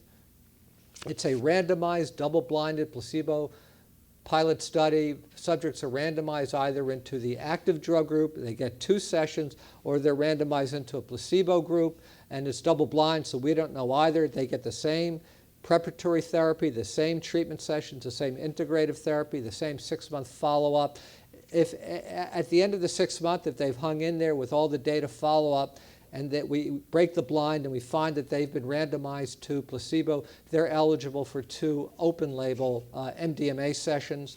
We're out to establish safety, feasibility. I'll say so far, safety has been very strong, both psychologic and medical. We're using a moderate dose level. I like to hang in the moderate dose end of the drugs I work with, really to amplify safety, minimize risk. So it ranges from 75 milligrams to 125 milligrams. 2 MDMA-assisted treatment sessions spaced a month apart. There are preparatory and integrative sessions. We do 6-month data follow-up. I mentioned the placebo group can have a open-label sessions after data follow-up, and we do various measurements during the session, blood pressure, heart rate, temperature. The primary outcome measure we're looking at here is a social anxiety scale, which is administered at various pre and post times, and also other measures looking at depression, anxiety, stress, self-esteem, and other interesting questions, quality of life. Also, from the biological end, we're looking at what we're particularly interested in the putative role of oxytocin. There's a lot of interest in oxytocin in the autism research community, but there are problems with oxytocin when administered, passing beyond the blood-brain barrier. MDMA has been identified as increasing endogenous secretion of oxytocin. So this may be another method to get an oxytocin effect. This may have a role. And so far, 9 participants treated, no serious adverse events, and the early trends are towards positive outcomes. So I could go on all day, or all night, I should say, talking. I could tell you more stories, but I'm sure my time is up or over. Again, it's very gratifying to be here to talk about this field, to see it having grown from being shut down in its entirety by the early 70s to slowly, with the help of MAPS, the help of and the work of Hefter, to slowly start to build up in the 90s into the 2000s, and then to see the remarkable studies being done, especially at Hopkins at NYU. I have great hope for the future. I think we're really on the cusp of this field opening up and being acknowledged as of having great importance and of great significance moving on into the future and for future generations. So thank you today.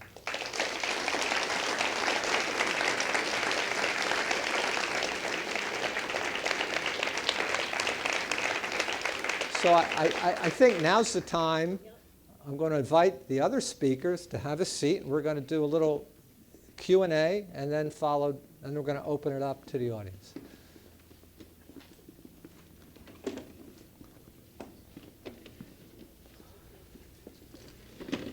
So I was also asked to ask the first question. So Mark, many years ago, you shared with me your work creating an organization called the Union of Colombian Ayahuasqueros. Among the indigenous people from ayahuasca was a long tradition. I'd like you to share with us, the purpose of such a union and how things have evolved with your work with that group. Sure, Charlie. am very excited by what I've seen here, as I expect everybody is. My first question is, how soon can we get fluoride out of the water and put this stuff in? As somebody who's been studying ethnobotany and hallucinogens since 1974, I thought I'd seen or heard it all. Impotence, cancer, insomnia, acid reflux. But any drug that can get Brazilians to be punctual is truly, truly a miracle preparation that we need to learn more of. The problem, the bad news, as you all know, is that the forests are disappearing. And the really, really bad news is that the masters of these plants are disappearing much faster. In the 20th century, 90 cultures went extinct in the Brazilian Amazon. And those are cultures we know of.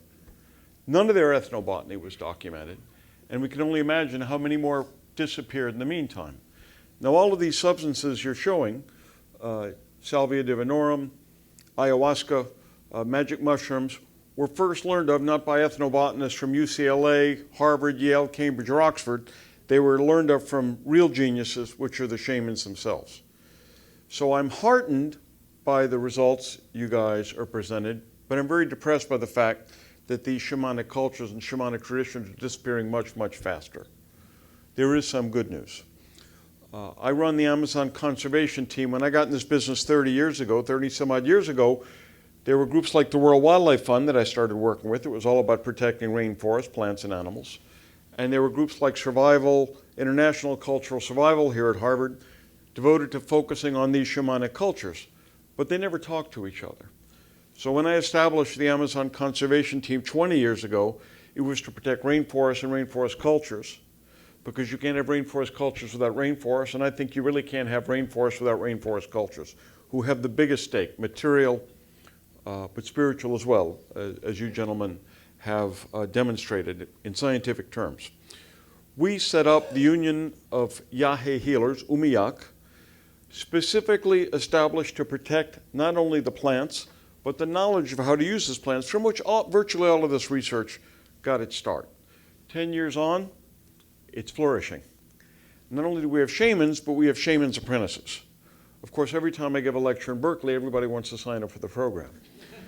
But the real danger is that the cultures themselves are losing these traditions because kids want iPads and GPSs, as all kids do.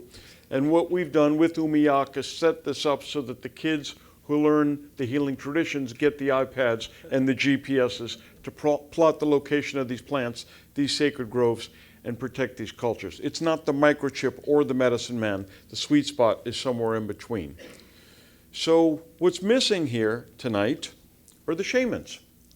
And I challenge all of you MDs to a contest. I want to set up some healing trials to have you guys in your lab coats and these guys in their penis strings with some of the same shamans, some of the same patients, some of the same diseases, and let's see what we can learn from each other. Because while the results are spectacular, there's still a lot of information that's missing. There's still a lot of plants that aren't going into this because we don't know them. And every ayahuasca shaman worth his or her salt adds different things to the recipe. Everybody uses ayahuasca, everybody uses chacruna, but they're sneaking some other stuff in there as well. And I'll finish with one story.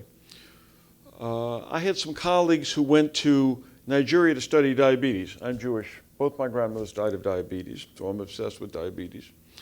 And they said to the shaman, who was renowned for treating diabetes very effectively, will you give us the plants you used to treat diabetes, which we'll pay you for? And he said, sure. He gave them the 3 plants. They took it back to the lab. They tried species A, it didn't work. They tried species B, it didn't work. They tried species C, it didn't work. And then they said, eureka, boil them together. And then they tried it. It didn't work. A year later, they went back and talked to the shaman. This was an ethnobotanist and a physician. And they said, hey, that stuff didn't work. He said, well, you tested the patient's blood sugar levels. You told me I was dropping this stuff through the floor. And they said, well, we want to watch you make the preparation. So he boiled up species A, boiled up species B, boiled up species C, and just as he was ready to take it out from the fire, he threw in a crab. And the ethnobotanist said, wait, what's that? He said, it's a crab. And they said, you didn't tell us that was part of the recipe. And he said, you asked me if I'd give you the plants I used to make the potion, and I did. So we Americans, we Westerners, want to cut to the chase and are often in a hurry to get back to the lab and sometimes miss an important part of the potion. So I would challenge you and all of us to expand our vision and bring in some of these healers and their plants and animals, which you now know they use, and see how much of this knowledge we can capture and learn from in a way which benefits us, which benefits you, which benefits these people, and the forests in which they live.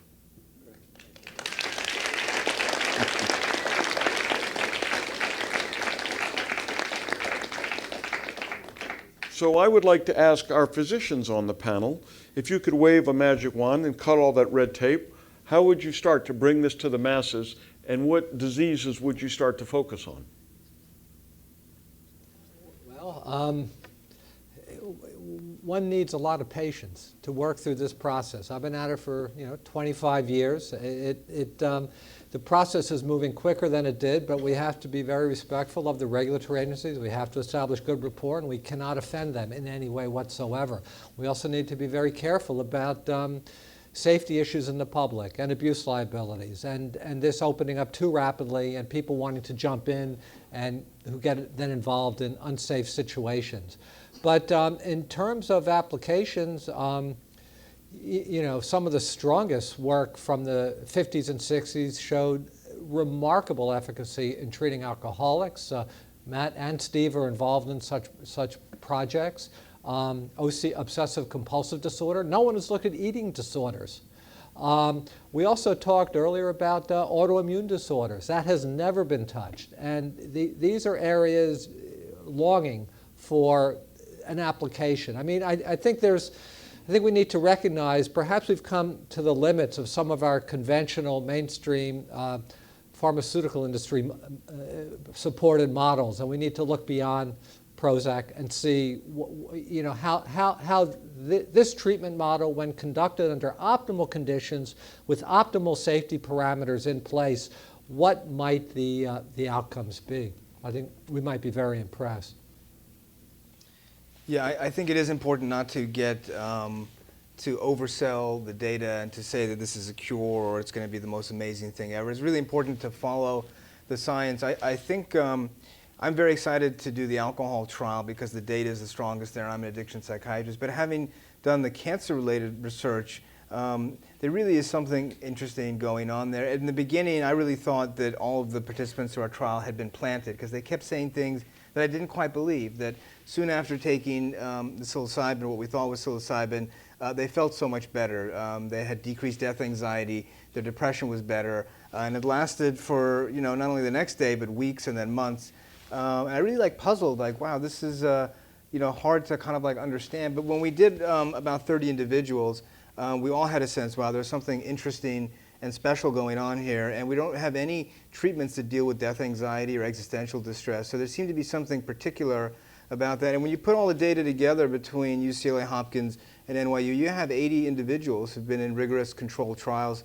So I think we cannot declare that this is an effective treatment yet. We know that we can safely do it. There's a very promising signal so far. And if we do large-scale trial, phase 3 trial, and we show what we've shown, then we can start to talk about the applicability and the translatability into medicine. But it's important to be cautious. Researchers in the past really weren't cautious and weren't scientific and got in trouble. It's really important to pay attention to the history. Matt? Yeah, I'd agree. Yeah, there's probably the most egregious example of overstated claims. I think Tim Leary said, I believe in Playboy, that LSD would invariably give a woman 1,000 orgasms. So this field is filled with these, this incredible hyperbole, and then folks like, Leary, once he was kind of kicked out of the academy, then just completely having free reign and just kind of going off the rails. So we've got to be real. Yeah, we've got to be realistic. We have to be careful that the results aren't overblown. But at the same time, we have to effectively communicate that, these results really kick ass. These are big effects, and so, we're sticking to the data, but we do have some data, and so we need all of the other indications. I mean, it's very compelling, that you have these different addictive disorders, and that it really flies in the face of most addictions medication. That you're really treating this higher level psychological and biological process of addiction. You're not just quelling drug effects at one particular receptor like methadone or nicotine patch do. So, you know, it's really exciting to think we have something that is really about, you know, more of this. I think the science of addiction doesn't really fully appreciate now that addiction has more to do with some of these issues that come with these sessions, like who are you in life? What is life about? What is this world about? What about your relations to the people you love in life? You know, what's it all about? What's important to you? And those things are not addressed by, or at least not addressed well, certainly not by any of the medications that are used to treat addiction. So at the same time, we have to not overstate, but there is there is a good reason to be very excited about the potential. So we have to kind of ride that kind of edge, you know, and you know, make sure that we, you know, we're not going off the rails on one side or the other. But I think it's there's so many things you mentioned, you know, eating disorders. Basically, I mean, broadly speaking, I'm interested in behavior change. And so, I mean, it's like everything we do. Like, you know, so many of the world's biggest problems relate to things we do. I don't think many of our problems aren't going to be technological solutions, or maybe they'll be behavioral technological solutions. We need to change our behaviors. And I think potentially this stuff could be brought to bear to a whole lot of things. But we have to individually test all of them and be cautious at each step. Yeah, I see its application in patient populations that do not respond well to conventional treatments. I think that's where we should be focused. I also see, as alluded to, these are existential medicines. They really address an entirely different level than conventional treatments. And to that end, let me just ask a question about its the use of a psychedelic treatment model for alcoholism. We talking about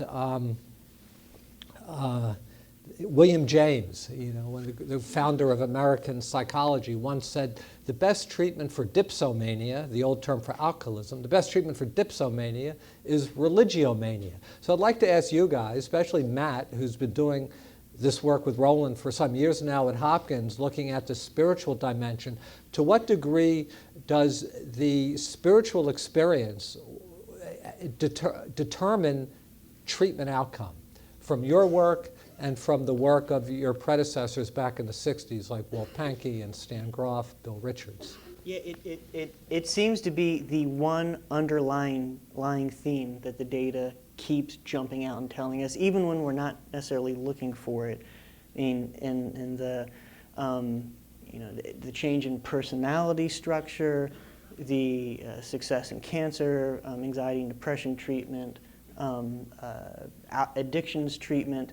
It's really remarkable.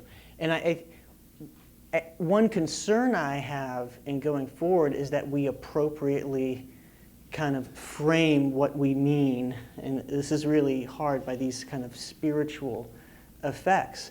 I've talked to hundreds of volunteers after sessions, and sometimes, you know, you ask them the same type of thing, and someone will talk about, oh, I went through every aspect of my life, and I examined my relationships with my loved one and what my purpose in the world is, and you say, well, was it a spiritual experience? Well, no, I didn't see any angels or, you know, any gems or any of the, you know, crystals, any of that. I'm not into that stuff. But, you know, wow, how, you know, and you talk to the next volunteer that says exactly the same thing pretty much. And it's like, you know, and their answer is, did you not listen to what I just said? Of course it was spiritual.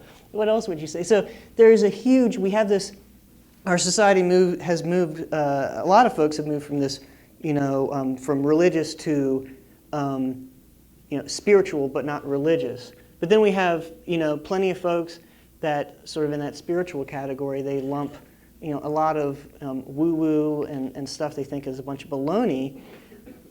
I think this stuff is most appropriately framed, and I think we need to make sure it's framed broadly so it's meaningful to as many people as possible, particularly when plugging into medicine. I think this is about, these are quintessential human experiences. This is about being a human being, and it has nothing to do with one's, I think people express, they have different experiences, one's worldview, whether religious or not, can influence the nature of the experiences and perhaps how they're described. But I think at the heart, we're touching on elements that are meaningful to all of us as human beings. What is our place in the world and our connection to others? And so I think again, especially in medicine, we need to really be careful in how our language kind of shapes. But plenty of people might think, oh, spirit, I'm not into that stuff. I'm not into that stuff. But if they're having existential crisis with cancer, I think this stuff can help them.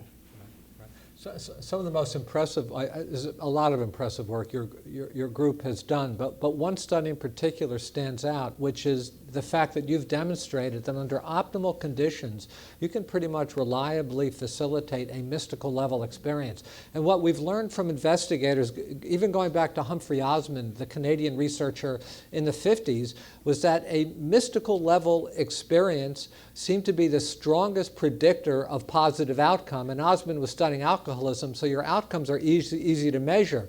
Have you established and maintained sobriety, or have you not? And it seemed that the mystical experience was most predictive. Yeah, I think one of the shortcomings of our medicine, look, I think Western medicine is the most sophisticated system of healing ever devised, but it's full of holes. Where's the cure for cancer? Where's the cure for depression? Where's the cure for stress? You talk to shamans, what kills white people? The shaman told me worrying about worry. That's what kills white people, stress. There's no cure in Western medicine.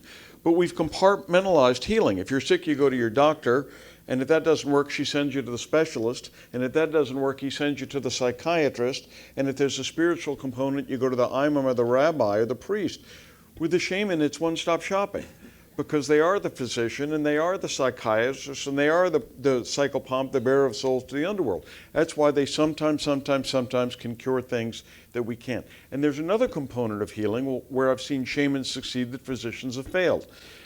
Here's what they told me. If you're 7 years old and you fall down and you hurt your knee, it heals and it stops hurting. If you're 57 years old, you fall down and you hurt your knee, it heals, but it still hurts, because your body's hanging on to that to punish you for all the stress, sitting in front of the computer, sitting in front of traffic, fighting with your spouse, fighting with your employees, that we compensate by holding on to pain which physiologically shouldn't be there. And shamans can release that. So here is something they can do with these magical plants that we don't yet understand and may never understand, but who cares if it works?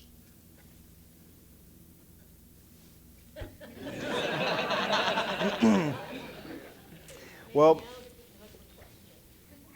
sure. Yeah, I think we're close. I think we're at or beyond time, so I think we probably should take questions now from the audience.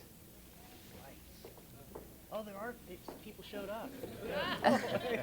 Folks, we do ask that you limit yourselves to one question. We want to get in as many as we can. So, thank you. First question will be right here. There you go. My question is, I understand that you have to start with smaller studies in well-defined groups, but what is the pathway to get to studies of these psychedelics in, for example, treatment-resistant depression or generalized anxiety or depression itself or et cetera, or because those, from a public health perspective, are of tremendous importance? David Nutt's group and Robin Carhart Harris at Imperial College in London have recently completed a study with psilocybin in treatment of major depression. And I saw their preliminary results very recently at a meeting in Europe, and they're very impressive. And so I think some other groups, including ours, are, we've been dealing with depression, but in the context of cancer, and really, there's no reason why it shouldn't work for, garden variety, for people who aren't, dying of cancer. So, absolutely, I think this all needs to be looked at. Yeah, there's growing interest within the mainstream now. Just in the last year or two, we're hearing from numerous individual psychiatrists, psychologists, and academic centers from around the country. Steve is fielding a lot of calls, interested groups wanting to participate in a multi-site trial of cancer anxiety. So and there's a very positive article in the New Yorker last year by Michael Pollan. So my sense is we're right at the threshold of this area taking off within the mainstream. So hopefully hopefully the pace will pick up, research in this area. We have our next question over here. Thank you for a wonderful program. My name is Laura Perry Fernandez, and I'm a geriatrician, a physician who specializes in the care of frail, older patients. And the vast majority of the patients that I see on a regular basis have dementia, and talk about a patient population that does not respond to conventional Western medicine and that is full of existential crises. Not only the patients themselves are affected by this disease, but their caregivers face, I think, what is one of the worst existential crises that you can face, which is the loss of a loved one while they are still alive. I wonder if there's been any thought to the use of these particular substances in the treatment of patients with dementia or in their caregivers to help ease some of the burden and especially to help develop an understanding of what their loved one is going through. And if so, it would probably be one of the ethically trickiest studies to conduct, but what are the plans going forward? So we have actually have probed this area. We have a very good colleague at Hopkins who's a dementia expert who helps to run a clinic and runs clinical trials, and he's become very interested in our results. And so we've begun discussions surrounding this. The idea being the quality of life, what we're seeing in cancer. The idea, and what we're learning from him is that so much of your clinical progression has to do with psychological orientation. The idea that people who are at the same, maybe there's some memory loss, but like a lot of our cancer patients, if they're like bound up and obsessed and completely shut down by the fear of the future, like they actually could have a nice life right now. Like right now everything's fine. Same thing with a lot of these folks. So I think it's very promising, and maybe if we can improve that quality of life and reduce this type of existential terror, which I could imagine could be worse than dying. The idea that your loved ones would be treating you and be like a vegetable. I mean, this is terrifying. So I think there's a lot of promise. And then what you talked about with the caregivers, this has been talked about in the older research back in the 60s. Like, wow, this would really be good for people's families too. And so we've discussed that. We don't have any concrete, plans, but this is something certainly a number of us in the field have looked at. And I could tell you in the cancer trial we ran, we have seen some really transformed lives, like folks that really, there are ripple effects. People that, like a 30-year-old guy with pancreatic cancer, terminal, that just had never talked to his family at all about things. I mean, just completely things ended up being on the table, and then just this incredibly catharsis kind of, transformation. And then you have, folks that, incredibly ill and that their families are seeing them suffer, but then they have this kind of experience, and they see one particular guy I'm thinking of in our cancer study who was our most severely ill person in that study. His psychological orientation in his last month or two of life really just changed his wife and his daughter's quality of life, really, I think, to this day. And he's long since passed, so. I think, treatment models where we actually administer to folks, caregivers. That's not the first among the priorities, but I think that needs to be done. I'd just like to add a caveat to that. I'd be a little bit concerned giving psilocybin or psychedelics to people that have neurologic injury. I certainly would not want to give psilocybin to someone that had frank dementia. They'd probably get delirious. So we don't really know what happens when someone with neurologic illness gets psychedelics. We've had people who have had strokes before and have enormous existential distress and want to know, can they be involved in a clinical trial? That area is going to be very tricky. The FDA in particular didn't want us to take people that had brain metastases because we just don't know exactly what will happen. So I think we have to be careful. They're similar to adolescent population. I think that's probably a population that really should not be studied at all with these agents, especially when the brain is developing.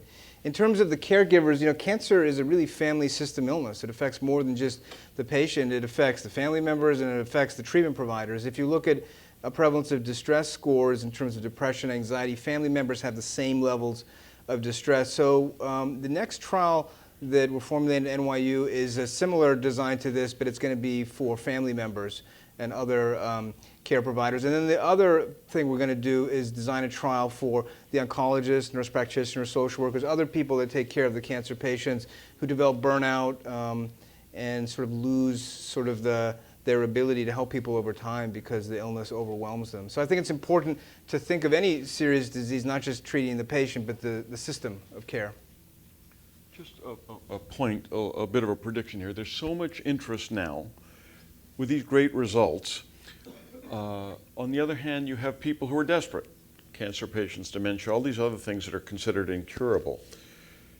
It's ripe for a lot of abuse. It kind of reminds me as where we were 30 years ago when all these good news stories were coming out and everybody wanted to try everything with no controls. There's a lot of flim-flam artists who've already jumped into this, selling, you can buy ayahuasca on the internet, okay? And thank goodness for Maps and Rick Dublin and Charlie who sort of kept the flame alive in a very dark period. Now we're coming back to sort of where we were. There's great promise, there's great potential, but as the demand grows, and we try and do this scientifically and carefully, there's going to be stories coming out of people who died because, you know, people without morals, people without scruples, sold somebody something, gave somebody something. In the Northwest Amazon, there's a code of ethics. If you're a shaman, you can't sell medicine.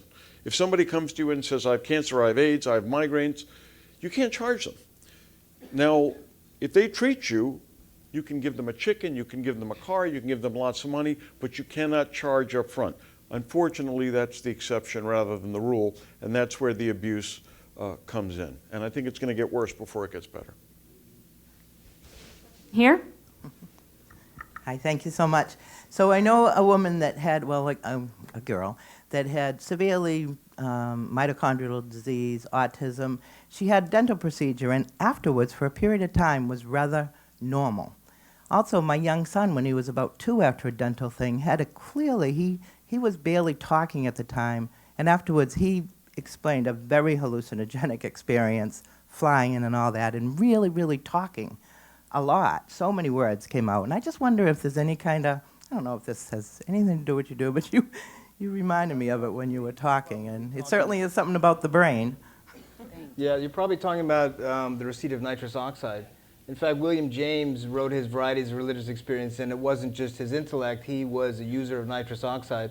Nitrous oxide is a potent NMDA antagonist, similar to ketamine and dextromethorphan and PCP. So it's a very potent, short-acting hallucinogen, and so it's possible that these individuals had some psychedelic or mystical experience or some kind of other biologic change that may have had beneficial therapeutic effects. But if it was most certainly nitrous oxide. Dentists have done a lot of research with nitrous oxide showing it's an anesthetic, but not much as a therapeutic agent with in terms of psychedelic properties.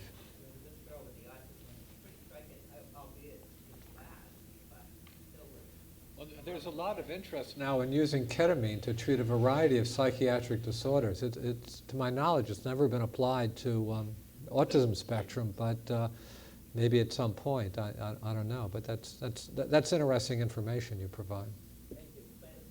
We have the next question right over here. Thank you. This is actually a question about the shamanic cultures, and it's a question about the diversity or lack thereof of them, particularly in light of your comment that they're gradually disappearing. How, in your experience, similar or different, how much overlap is there? I mean, among traditions, are they all a variety of Romance languages, or is one speaking Chinese, one speaking German, and one speaking Finnish? It's a problem, and here's why, because the diversity is greater than we ever imagined. We all read about the Chinese lady that won the Nobel Prize for her work on antimalarials. Well, the good news there is that the Chinese not only invented medicine 4,000 years ago, they invented writing about the same time. So that stuff is never going to be lost. I did a lot of my work with the trios, but I met a man from the Sikiana tribe, 2 tribes over in the Northeast Amazon. They said, he's the shaman. He's the paramount shaman. I spent 12 years trying to get him to teach me stuff, and he said, I'm not a shaman. They're just pulling your leg. 12 years go by. I'm working on skin diseases. I pull out a dermatology textbook, and I'm sitting down with all the great trio shamans. Now, trio shamans, if they know a disease, first and foremost, they'll have a name for the disease in their language. Then they'll have 5 or 6 or 7 plants to treat it. I'm sitting down with the trios. I'm going through this, and in walks this Sikyana guy. And he's got this big old smirk on his face. And I said, "What are you smirking at?" He says, "Oh, I know that disease." And I said, "Do you have a name for it in your language?" He goes, "Yeah, we call it mutaiga." And I said, "You know how to treat it?" He says, "Sure." I said, "How would you treat it?" He says, "Well, I'd use this plant or this one or this one or this one or this one or this one or this one or this one, this one, this one, this one, this one, this one, this one, this one, this one, 18 plants. It's 3 times what the trio shamans are using." And I said, how do you know so much?" And he said, "Because I'm the paramount shaman." And I said, "So why did you spend 12 years telling me you weren't?" And I'll never forget this as long as I live. He pressed his nose up against mine, gave me this evil smile and said, "I was just pulling your leg." Okay, I don't know about you guys, but I've never played a practical joke where it took me over a decade to deliver the punchline. This is what ethnobotanists call Indian time. You can't do it in a hurry. So here's the answer to your question. I said, "Give me a workup." He took my pulse and he looked at my tongue. That's Chinese medicine. That's never been reported from the Amazon. He's dead now. Nobody had ever documented Sikyana medicine before or after, but thanks to our Shaman's Apprentice program, I found him 2 apprentices, and it's all written down. So when people ask about shamans in the Amazon, it ain't all the same thing. Okay, in the Northwest, they're ayahuasca healers. In the Southeast, they're tobacco healers. In the Northeast, they're plant wizards. And that's just the tip of the iceberg because we haven't worked with every tribe systematically. Hence the importance of Shaman's Apprentice work, where these shamans are passing the knowledge down to their sons and daughters and grandsons and granddaughters, because they'll never teach white people or black people or yellow people as much as they'll teach their own kids and grandkids. So the good news is we have a sense of how much is out there. The bad news is we're losing it faster than we can write it all down. So when people talk about Amazonian shamans, it ain't one system of medicine, very clearly. Next question here. Hi guys, thanks for everything tonight. I noticed in a lot of these trials, there's often a screening for psychotic disorders. And I think that's a group that's often enough comes up against existential issues and things like that. So I guess I wonder why that often happens and if there's any hope for these medications for that group. So the question is the use of psychedelics in patients that have psychotic spectrum illness like schizophrenia. When LSD was first available, a common story is somebody would go to college, take it for the first time, they're 18, 19-year-old male, let's say, and then they would become psychotic and they wouldn't stop, and they would remain psychotic, and people erroneously concluded that LSD caused schizophrenia, but it really unmasked it. So there's people who are predisposed to psychosis, that drugs like LSD, the marijuana can do it as well, amphetamines. There are other drugs that can occasion the first onset of schizophrenia, and if you develop it early, you have a worse prognosis. So we know that the serotonergic hallucinogens definitely reproduce positive symptoms of psychosis without a doubt. And so people who are predisposed to psychosis or who have psychosis, these drugs are toxic to them.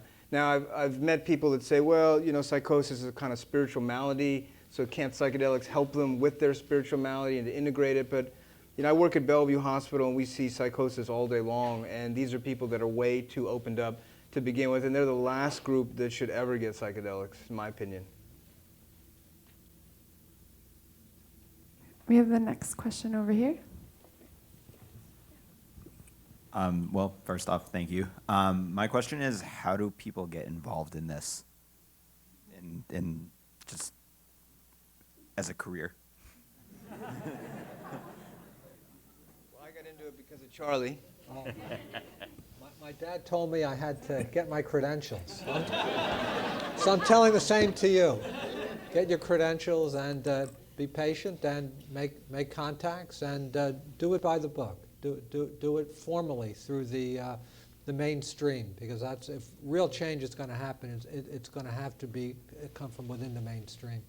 And I would add to that, it's really consistent with, you know, being within the mainstream, is that develop expertise in something that's completely complementary, but you're not going to, maybe you'll be lucky, but you're probably not in the next decade or so going to get a job. I want to be a psychedelic therapist, and that's what I'm going to do. I want to be a psychedelic psychiatrist. I want to be develop expertise in something else that fits with it, like whatever disorder you're maybe hoping to treat. So addiction, develop expertise in addiction, develop expertise in oncology, psychiatric oncology, whatever it is. Become a physician, become an experimental psychologist, become a clinical psychologist, and have a mainstream interest within those areas that can intersect with your interest in psychedelics. Next question here. He's told me, he said, look, let's face it, these guys in penis strings know a lot more about plants and healing than we ever will. But if you want to be a scientist, you need to get those 3 letters, PhD, or those 2 letters, MD, at the end of your name so people will listen to you. He says, through the course of your career, you will meet somebody who will tell you 3 times in the first conversation they never got their PhD and they never regretted it. This is in the first conversation you ever had with them. So you want to get those credentials, and from there, that's the start, not the finish of the work. Next question here. Thank you guys for doing this. This is really interesting. I think my question's mostly pointed at Dr. Plotkin. You mentioned that the shaman are not really traditional and they're more interested in not like really Western medicine. Do you think that this type of treatment would be a better avenue to maybe look at the doctors of osteopathic medicine who look at like the whole system instead of like a traditional MD? Do you think that that would maybe help you in actually making this a treatment instead of just a theory? Where it's difficult is deciding where to go. Because if I'm in an automobile accident, I don't want to go to a nutrition therapist, right? But if I have a sleep disorder, I don't want to go to a doctor. So you got to know who's good at what. Part of my frustration is all systems of healing do something well. 30 years ago when acupuncture came on the scene, people were saying, sticking needles in people, that's not science. Well, I still don't understand, but I go to an acupuncturist on occasion. If Chinese medicine didn't work, how come there's so damn many of them, right? Same thing with Ayurvedic medicine. All systems of medicine do something well, and it's deciding what system of medicine you should go to for what. I'm an advantage because I know the best shamans and I can go to them, but there's not many people that have access to these people. At the same time, I'm gladdened by these hard-ass MDs saying the same thing I am. Some of this stuff works. We need to learn more of it. The medical office of the future, if we get it right, is going to have an MD and a psychiatrist and a shaman and an acupuncturist and a nutrition therapist and a music therapist and a pet therapist. And you're going to be able to go to whatever one meets your needs. But the race is on from my side because of the disappearance of the forest and the shamans. In the meantime, I have access to these people and I've seen stuff that would curl your tail. But often scientists and physicians say, well, that's not scientist, N equals 1. That doesn't prove anything. And my response is, you don't understand science, because science begins with a hypothesis. N equals 1 is where you start. But again, we're burning the candle at both ends when the forests and the cultures are disappearing. How frustrating for me to see these guys cure stuff that we cannot. How uplifting to hear from these guys that they see it and they get it and they've got the data to back it up. But we live in a crazy world where opportunities are presented as never before, but destruction is happening faster than ever before. We have our last question over here, actually, so no pressure. Well, I guess I have to make this a good one. Thank you all very much for a very informative evening and a great discussion. I work in an emergency department at a local hospital, and so we're sort of on the business end of substance abuse coming through the door. One of the big frustrations on our side is that it seems more like a revolving door in that we have a huge lack of inpatient treatment beds, and even when our patients do go there, oftentimes they're out very quickly and then right back with us, so much so that we know them by name. I'm not suggesting that we dose patients with psychedelics while they're in the hallway in the emergency department, but I'm wondering if there's any role for that type of therapy in that vulnerable moment when they're with us and we sort of have their attention. Lead investigator at NYU of a trial. It's a partnership between our department and the emergency department. And ketamine has received a lot of attention as acute acting antidepressant, but it's used in the ED a lot more than it's used anywhere else as a Schedule III drug. So we designed a controlled trial using single-dose IV ketamine versus placebo in the ED setting. So these are people that come in to the emergency department and the decision is made to admit them inpatient psychiatric, and they get 1 dose of ketamine IV push versus placebo. They're admitted upstairs, and we're measuring depression, suicidality, and length of hospitalization. We have ECT on psychiatric units. I think in the future, and we've actually have a permission now to give the ketamine both in the ED setting and in the inpatient psychiatric setting. And I think in the future, you're going to want pharmacologic ECT available. You'd have to be careful if you deliver it in an ED setting. Someone comes in depressed, suicidal, you give them a treatment, they get better, they're not suicidal, they leave, and a couple hours or days later, it comes back and they kill themselves. So you have to be careful what you administer in that setting and the kind of follow-up. And we have pretty poor follow-up in the communities and mental health, so it's an issue. But the ED setting is a place that ED physicians that are psychiatrically minded, you can treat depression, suicidality, addiction in those settings. I'll just add something to that. My impression is that many of these kind of repeat customers, if you will, you have some personality disorder going on there, and something that I think we don't know a whole lot about, but anecdotally, I think we need to figure more out about it. But from hundreds of psilocybin sessions at Hopkins, our impression is that folks that are along sort of like a borderline or histrionic disorder, and these are not things that are easy to diagnose. It takes a long time to get to know someone. Folks of that nature, so if many of the people have borderline tendencies or repeat customers at the ER, our impression is that those folks don't need psychedelics. That in a sense, kind of these are folks that are kind of addicted to drama, and given that there's a lot of drama, that it's someone can it's been called things informally like ego inflation, things like this. So it may be that some of the folks you're talking about are actually, I think what we're starting to wonder is there a personality type that really shouldn't receive these compounds. It's not as black and white as the psychotic disorders that Steve was talking about, but anyway, folks that are, really get, they see their therapist and they kind of get off on the kind of the kind of relationship with the therapist and the attention, and they can suck a lot of clinical time. So anyway. I would just add one thing to that. I think there are some certain personality disorders that could be helped. You've seen this data, increases in altruism.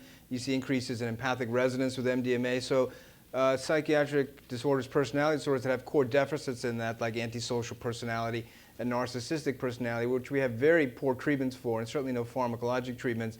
I think it's worth pursuing those personality disorders. Borderline personality disorder, I would agree, is not a great target. Yeah.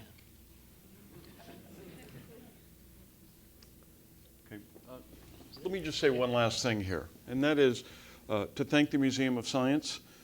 I grew up in zoos and botanical gardens. I worked my way through college in a museum, and we are continuously assaulted with the message, well, in the age of the internet, museums, zoos, and botanical gardens will have their day. And my response is one word: bullshit. Okay? None of this would have happened tonight if it wasn't for the museum. And all of the stuff we talk about is available on the internet, but here you are. So I know I can't wait to get back and read all these papers as a backup. So I want to challenge everybody here to join the Museum of Science if you're not a member already, and if you are, buy somebody a guest membership. And I want to encourage everybody to look more into this, because nobody's here because they're not fascinated by the topic. And I'm assuming you're leaving here more fascinated by it than you were when you came in. I, for one, am for sure. I work for the Amazon Conservation Team. If you're interested in the conservation aspects of this, look us up, because we are part of this equation. We want to bring this stuff to the lab, to the pharmacy. We also want to make sure there's stuff going into the system with these forests and this knowledge. And like the shamans always say, it's all connected. Thanks again.